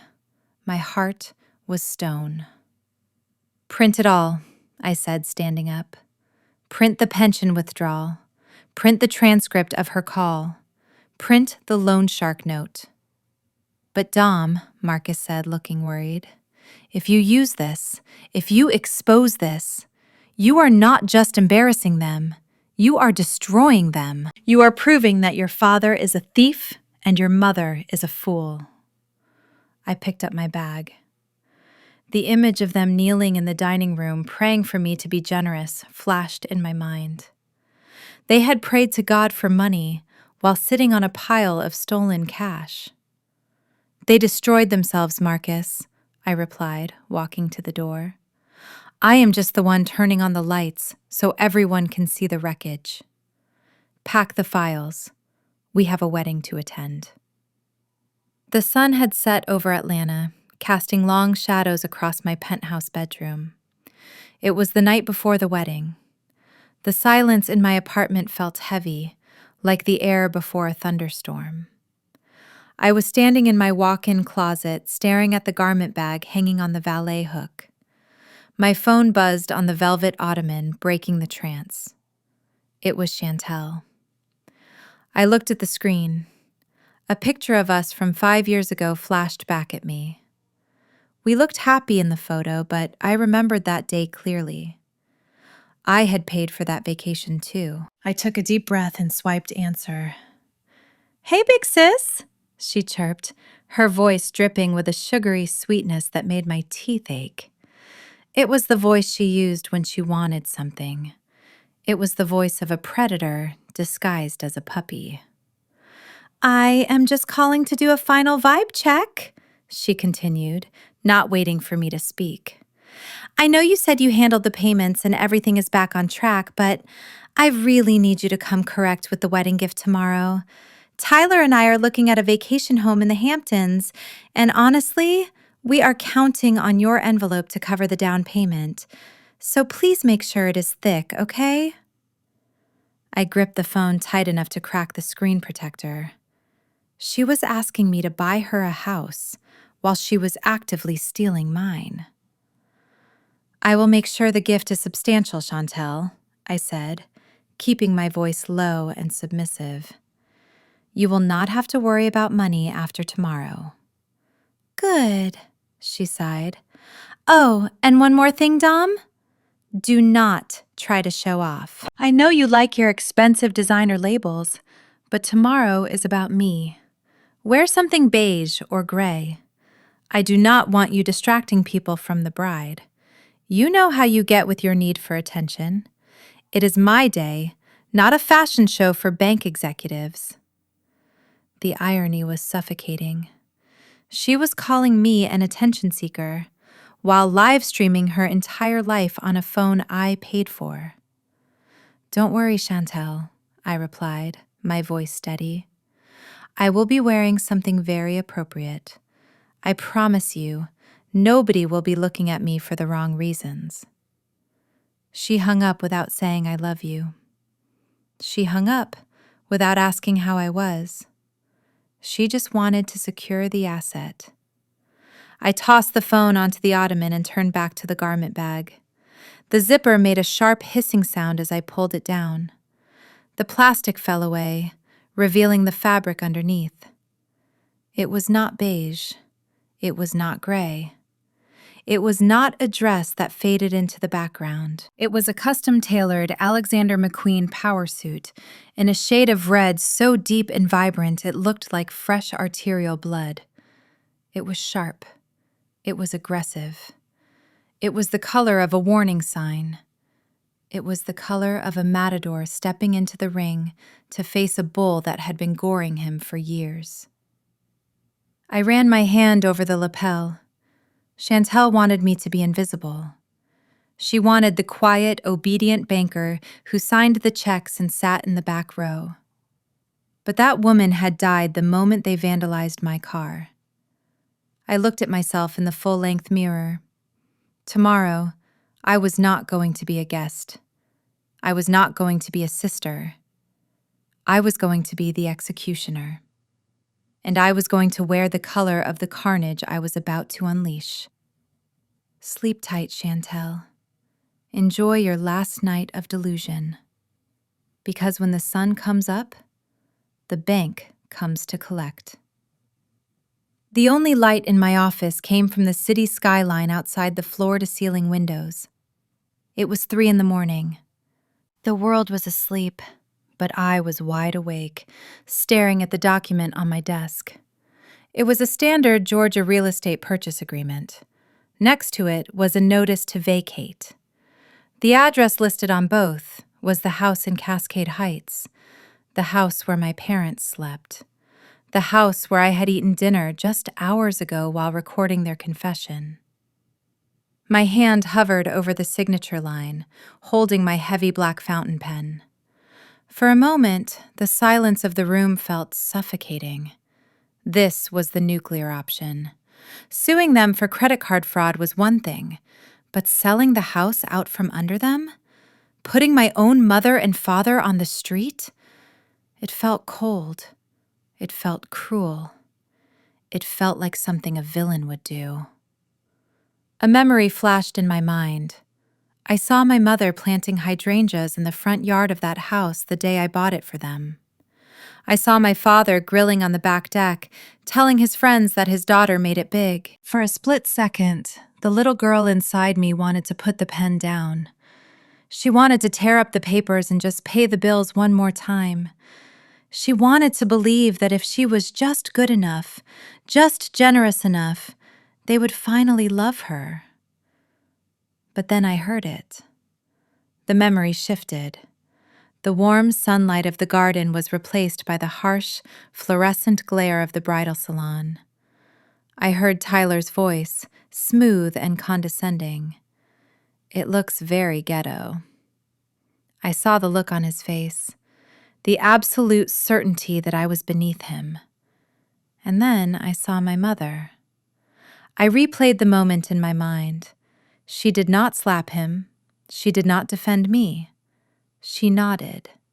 She agreed with the man who called her daughter trash just so she could keep her proximity to his money.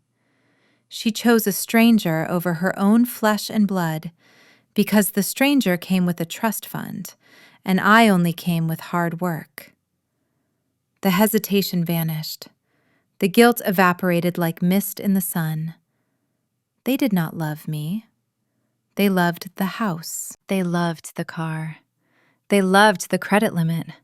They had taken my kindness and weaponized it against me for a decade. If I didn't sign this paper, I was not being a good daughter. I was being a willing victim. I was teaching them that they could abuse me and I would still provide the roof over their heads. I gripped the pen tighter until my knuckles turned white. I am not your bank anymore, I whispered to the empty room. And I am certainly not your doormat. I pressed the nib to the crisp white paper. The ink flowed dark and permanent. I signed my name, Dominique Carter. With that signature, I transformed from their child into their landlord. And I was a landlord who had just closed the deal of a lifetime. I closed the folder and placed it in my briefcase next to the red Alexander McQueen suit. I felt a strange sense of peace settle over me. It was the calm before the storm. Tomorrow was the wedding.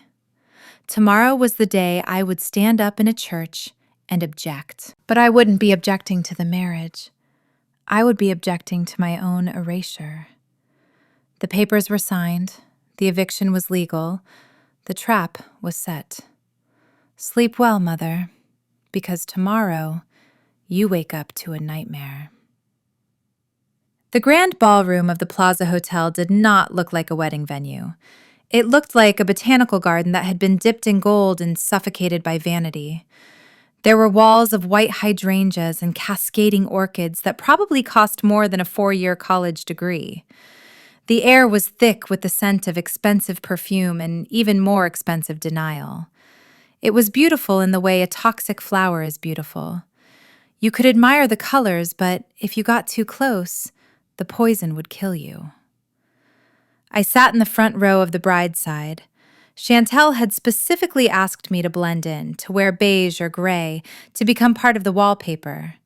Instead, I was wearing the blood-red Alexander McQueen suit. In a sea of pastels and cream-colored tuxedos, I looked like an open wound. I looked like a warning flare. I felt the eyes of the guests burning into my back. I heard the whispers. Why is the sister wearing red? Is that a statement? I crossed my legs and smoothed the sharp crease of my trousers. I caught the eye of Nathaniel Vance, the Sterling family attorney sitting across the aisle. He gave me a barely perceptible nod.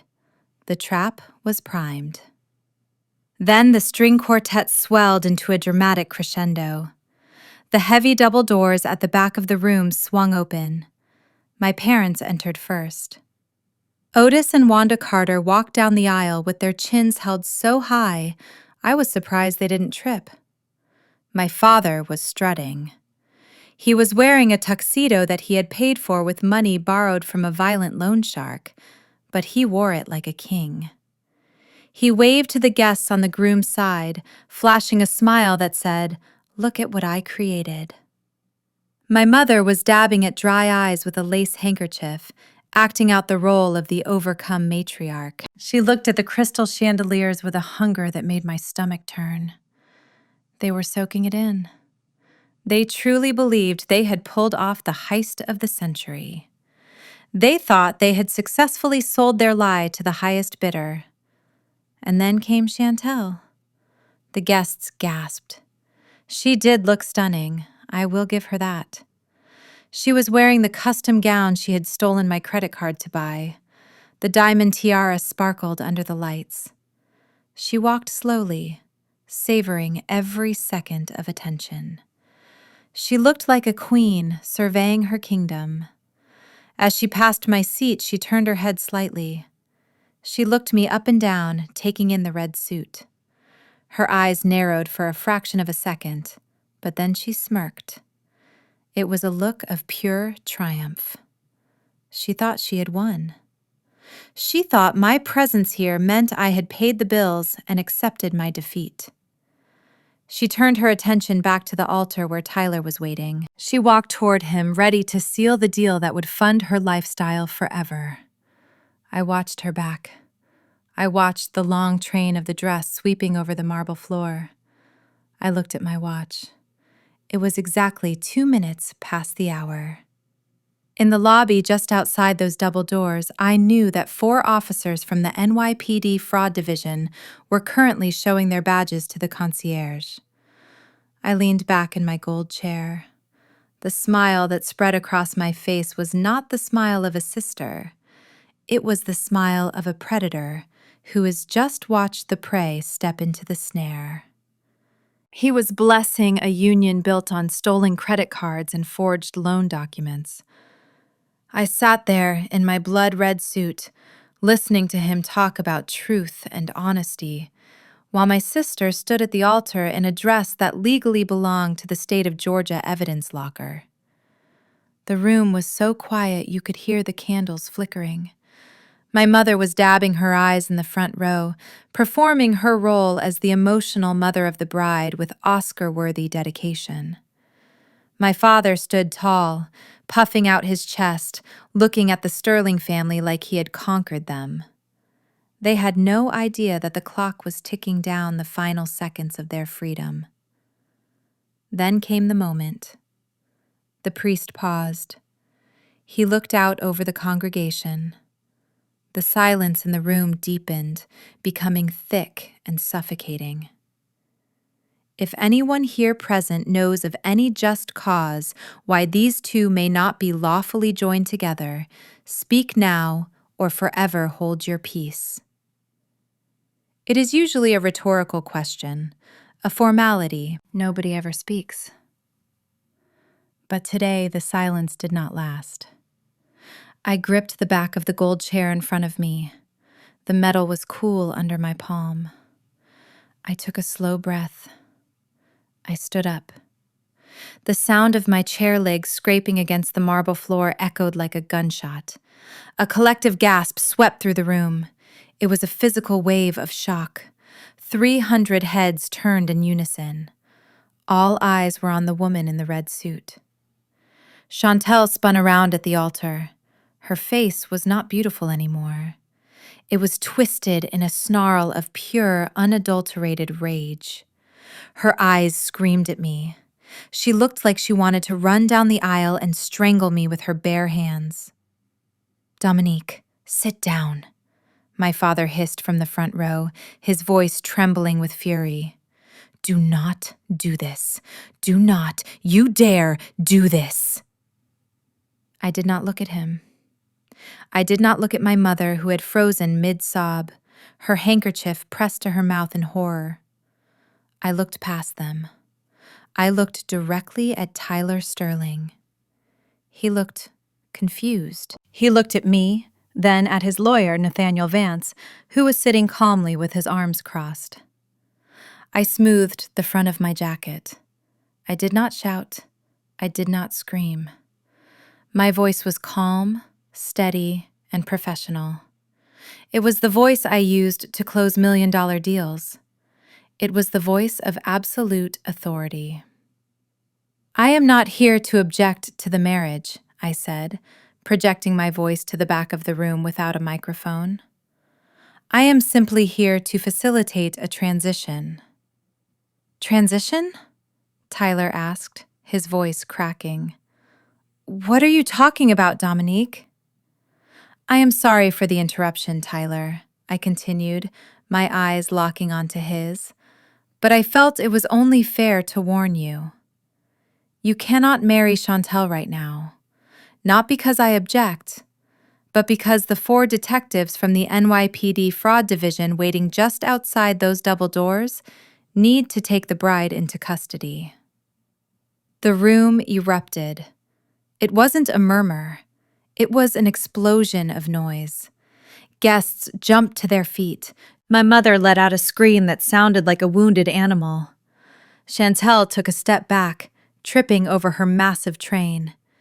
"You are lying," she shrieked, pointing a shaking finger at me.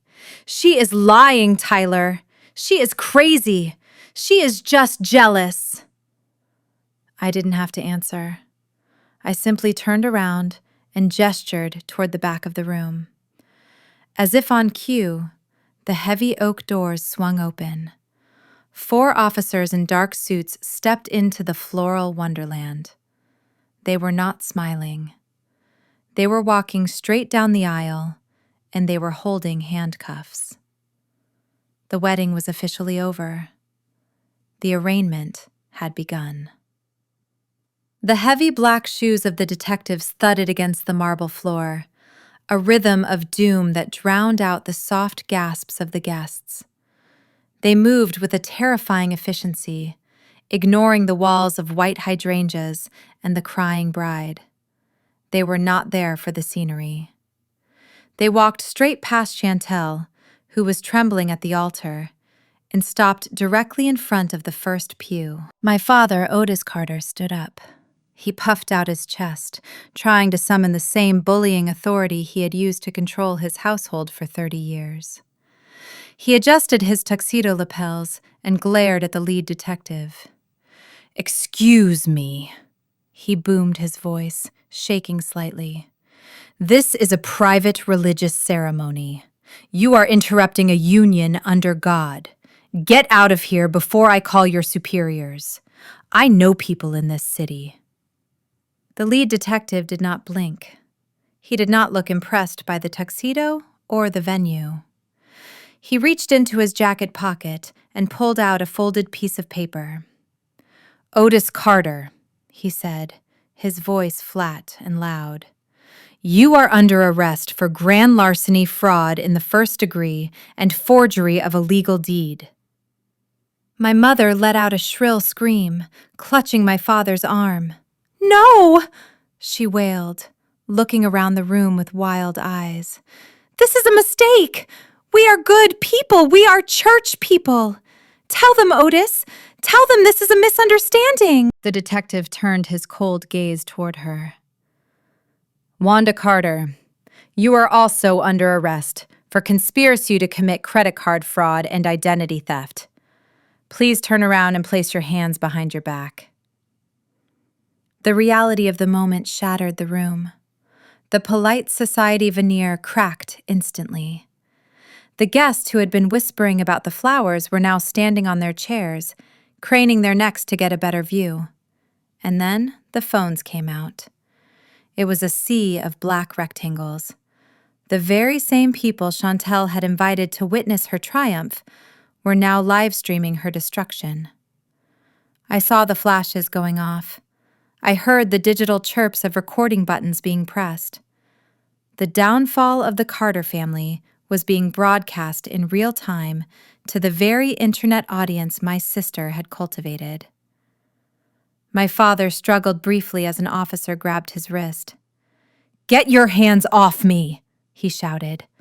"I am the father of the bride. You cannot do this to me." I watched as the officer spun him around. The metal handcuffs glinted under the crystal chandeliers.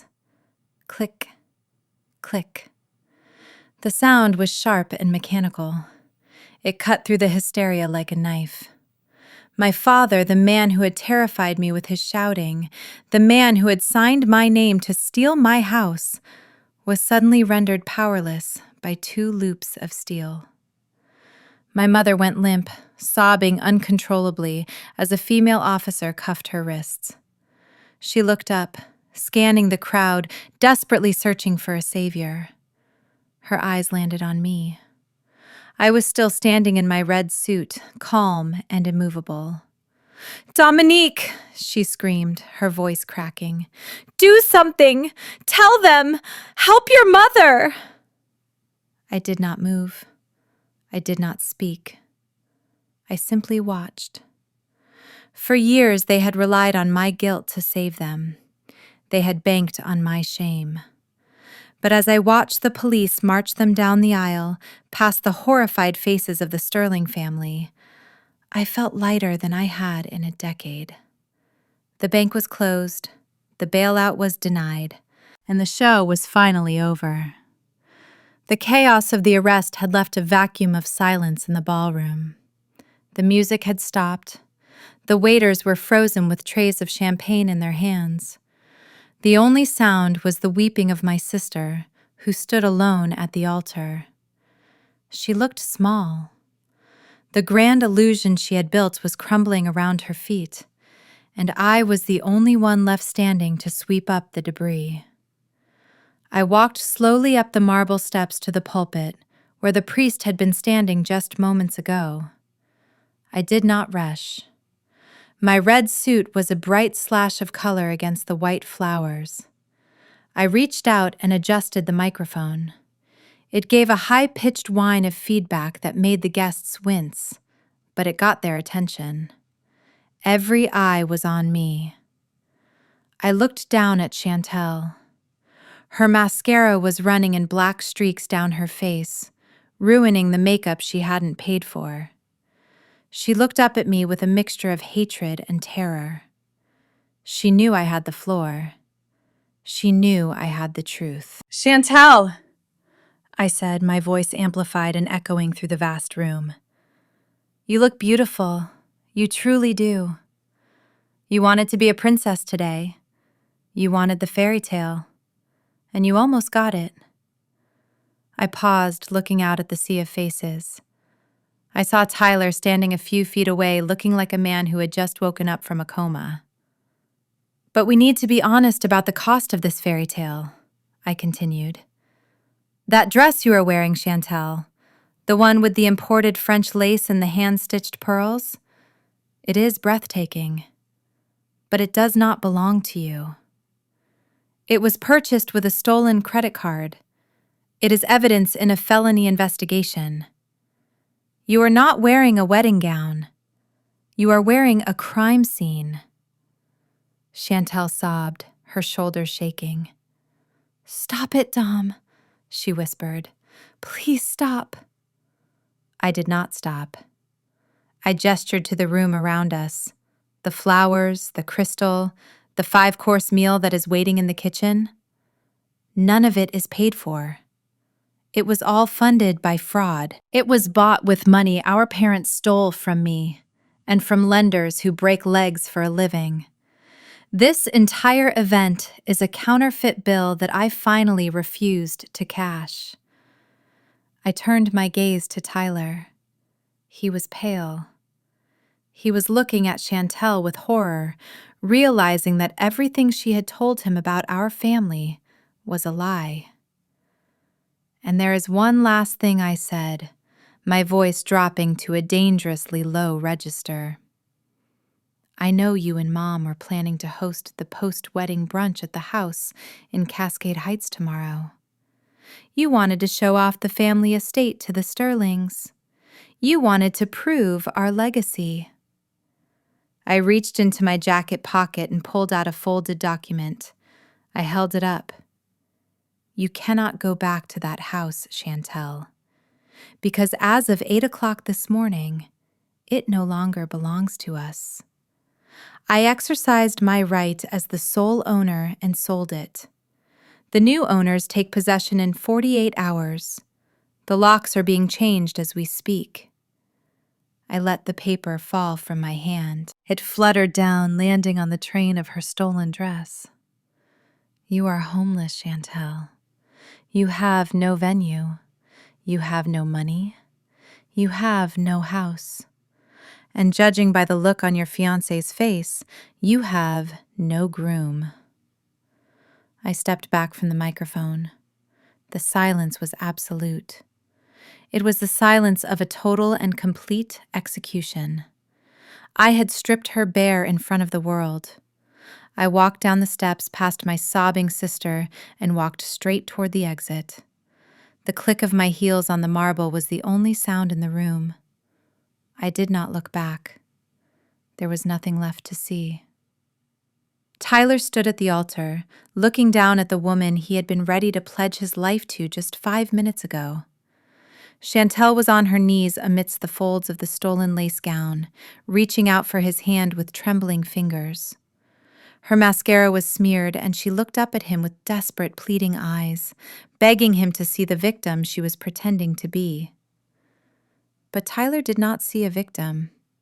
He saw a liability. He recoiled from her touch, as if her skin were coated in something toxic. The look on his face was not heartbreak. It was pure, unadulterated disgust. He looked at the empty spot where her parents had stood before being hauled away in handcuffs. He looked at me in my red suit. And then he looked back at Chantel with the cold detachment of a man realizing he had almost bought a counterfeit diamond. His mother, Mrs. Sterling, did not wait for him to process his feelings. She marched up the marble steps, her heels clicking with military precision. She gripped Tyler's arm firmly. Her face was a mask of icy fury. "Come along, Tyler," she commanded. "We are leaving this circus immediately." Tyler nodded. He straightened his tuxedo jacket, smoothing away the invisible stain of his association with us. He looked at Chantel one last time. There was no pity in his gray eyes, only the relief of a bullet dodged. "The engagement is canceled, effective immediately," Tyler said, his voice echoing in the silent ballroom. "The Sterling family does not harbor criminals. Do not contact me again." He turned on his heel. He did not look back. He walked down the aisle, flanked by his parents, stepping over the dropped bouquet of white orchids without breaking his stride. He walked out of the double doors, leaving Chantel sobbing alone on the floor, a rejected bride in a stolen dress, surrounded by the wreckage of a life she could not afford. The heavy thud of the doors closing behind the Sterlings was the final straw. Chantel did not just cry, she shattered. She let out a scream that sounded less like a human and more like a banshee. She collapsed onto the marble floor, her hands tearing at the expensive imported flowers, shredding the white orchids into a confetti of failure. Her face was a mask of black streaks where the mascara had run, mixing with the snot and tears. She looked up and saw me standing there, calm and untouched in my red suit. "You ruined my life!" she shrieked, scrambling to her feet. Her eyes were wild. She did not look like a sister anymore. She looked like a rabid animal. "I hate you, Dominique. I will kill you." She lunged at me, her fingers curled into claws, ready to tear the skin from my face. She wanted to hurt me physically, because she could no longer hurt me financially. She never reached me. 2 burly hotel security guards intercepted her midair. They grabbed her arms, dragging her back as she thrashed violently in the stolen gown. She kicked and screamed, her heels scraping uselessly against the floor, spitting curses at me. I did not flinch. I did not step back. I simply looked at her with a profound sense of pity. I reached up and brushed a speck of imaginary dust from the lapel of my jacket. I stepped over a crushed pile of white hydrangeas that lay at my feet, avoiding the mess completely. I walked down the long aisle past the empty chairs and the shocked guests. I pushed open the doors and walked out of the ballroom, leaving the screaming and the wreckage behind me. I did not look back. I had a life to live, and for the first time in 30 years, it was finally mine. The fluorescent lights of the 19th precinct were a harsh contrast to the soft glow of the chandeliers at the plaza. The air smelled of stale coffee bleach and desperate choices. I stood on the clean side of the reinforced glass partition looking into the holding cell. Inside sat the remnants of the Carter dynasty. My father, Otis, was sitting on a bolted metal bench, his tuxedo jacket torn at the shoulder and his bow tie hanging loose around his neck. My mother, Wanda, was pacing back and forth, her mother of the bride gown trailing across the dirty linoleum floor, collecting dust and grime. When they saw me walk in, their faces lit up. It was not a look of love. It was the look a drowning man gives a life raft. They did not see a daughter. They saw a bail bondsman. Dominique, thank God, Otis barked, rushing to the bars. Get your checkbook out. The judge set bail at $50,000. It is ridiculous. Hurry up and pay it so we can get out of this hellhole and sue the hotel for false imprisonment. Wanda pressed her face against the glass. Baby, I knew you would not abandon us, she cried. Tell them who we are. Tell them this is just a big misunderstanding. We are tired, Dominique. Take us home. I stood there in my red suit, silently observing them. They still did not get it. They truly believed that my role on this earth was to clean up their messes. They thought this was just another overdraft fee, another maxed-out credit card that I would quietly handle to keep the peace. I placed my hands on the cold metal counter. I did not reach for my wallet. I did not reach for my phone. I am not here to pay the bail, I said, my voice calm and final. I am here to say goodbye. The hope vanished from their eyes, replaced by shock. What are you talking about? My father growled. We are your parents. You owe us. I owe you nothing, I replied. I have paid for my life 10 times over. I bought the house you lived in. I bought the food you ate. I bought the clothes on your backs, and in return, you stole my identity and tried to destroy my name. I took a step back from the glass. You are going to stay in there, I continued. You are going to wait for the public defender. You are going to stand before a judge, and you are going to learn the one lesson you never taught me: accountability. I am done being your ATM. I am done being your retirement plan. As of this moment, I resign from the position of being your daughter. I turned around. My mother's screams echoed against the tile walls, begging me to come back. My father cursed my name, but I kept walking. I walked out of the station and into the cool night air, leaving them behind in the cage they had built for themselves. The eviction crew arrived at the house in Cascade Heights just as the morning fog was lifting. They were efficient and unsentimental, moving with the speed of men who had done this 1,000 times. I watched from my car parked across the street as the life my parents had built on my dime was dismantled piece by piece. The mahogany dining table where they had plotted against me was hauled out to the curb. The velvet sofas where they had sat and judged me were stacked precariously on the wet pavement. Seeing their prized possessions sitting on the concrete exposed to the elements made them look small and cheap. It was a visual representation of their legacy. I had one final act of charity left in me. I waved to the moving truck I had hired. I handed the driver a key and a slip of paper with an address. It was not a mansion. It was a cramped studio apartment on the gritty side of town with peeling paint and thin walls. I had paid the rent for exactly 30 days. It was not a gift. It was a severance package. I watched the truck load up their furniture and drive away, taking the toxicity out of my life forever. I rolled up my window and started my engine.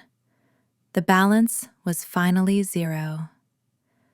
6 months had passed since the catastrophe at the plaza. The internet moves fast, and the world had largely forgotten about the bride who was arrested at the altar. But the brands had not forgotten. Chantel was buried under a mountain of lawsuits for breach of contract, and the only influence she had left was over a mop bucket. I walked into a small coffee shop near my office, the kind where people grab a quick caffeine fix on their way to real jobs. I was wearing my new coat, looking at my phone, when I almost tripped over a yellow wet floor sign. I looked down. The woman on her knees, scrubbing a stubborn coffee stain, was not wearing designer silk. She was wearing a stained gray uniform. Her hair was pulled back in a messy bun, and her nails, the ones she used to flaunt on Instagram, were short and chipped. Chantel looked up. For a moment, time stood still. The noise of the espresso machine faded away. She saw me, standing there in my success. I saw her kneeling in her consequence. Her eyes filled with tears. It was a look of desperate realization, a silent plea for the sister she had thrown away. She wanted me to save her. She wanted me to fix it one last time. I looked at her and felt absolutely nothing. No anger, no pity, just the cool indifference of a stranger passing someone on the street. I stepped around the wet spot she was cleaning and walked out the door, leaving her to scrub up her own mess. The autumn breeze along the Seine was crisp, but for the first time in years, I did not feel the cold. I sat at a small round table outside a cafe in Le Marais, watching the Parisians walk by with their effortless grace. There was no screaming. There were no urgent text messages demanding cash. There was no manufactured drama. For a long time, I was terrified of this moment. My mother had always told me that without family, I would be nothing. She told me that I would be lonely and miserable in my big, empty house.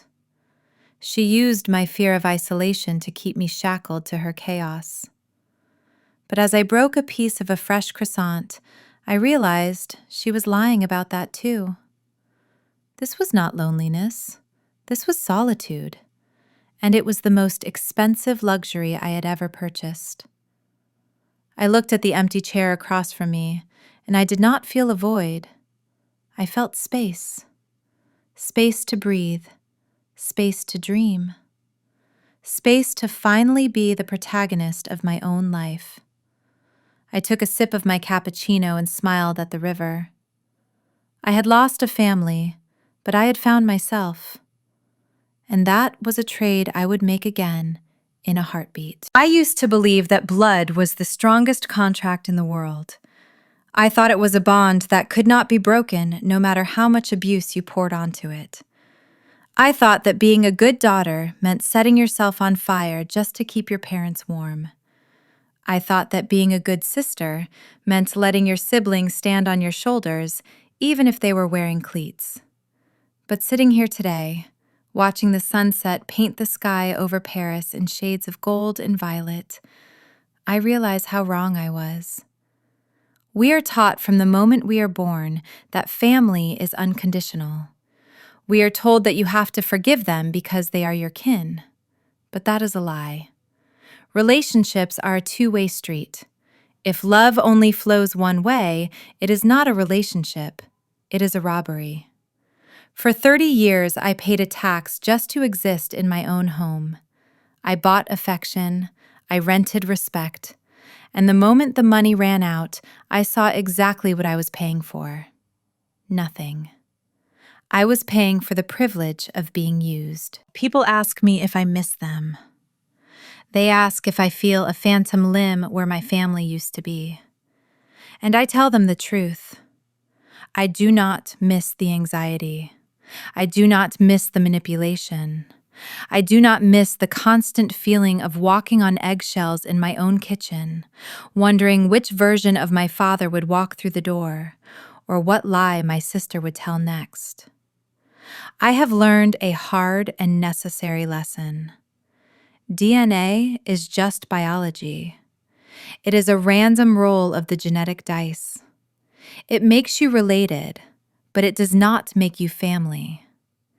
Family is not about whose blood runs in your veins. It is about who would bleed for you. It is about the people who cheer for you when you win and hold you up when you fall, not the ones who try to pick your pockets while you are down. Family are the people who respect your boundaries. They are the ones who bring you soup when you are sick without asking for a loan afterwards. They are the ones who love you for your soul, not your salary. I have friends now who buy me dinner just because they want to spend time with me. I have mentors who guide me without expecting a kickback. I have a life that is quiet and boring and absolutely wonderful. I have replaced the chaos with peace. I have replaced the drama with stability. And I have replaced the obligation with choice. I reached out and picked up the glass of vintage Bordeaux sitting on the table. The deep red liquid swirled in the glass, catching the last light of the day. It reminded me of the suit I wore the day I took my life back. The day I stopped being a victim and started being the author of my own story.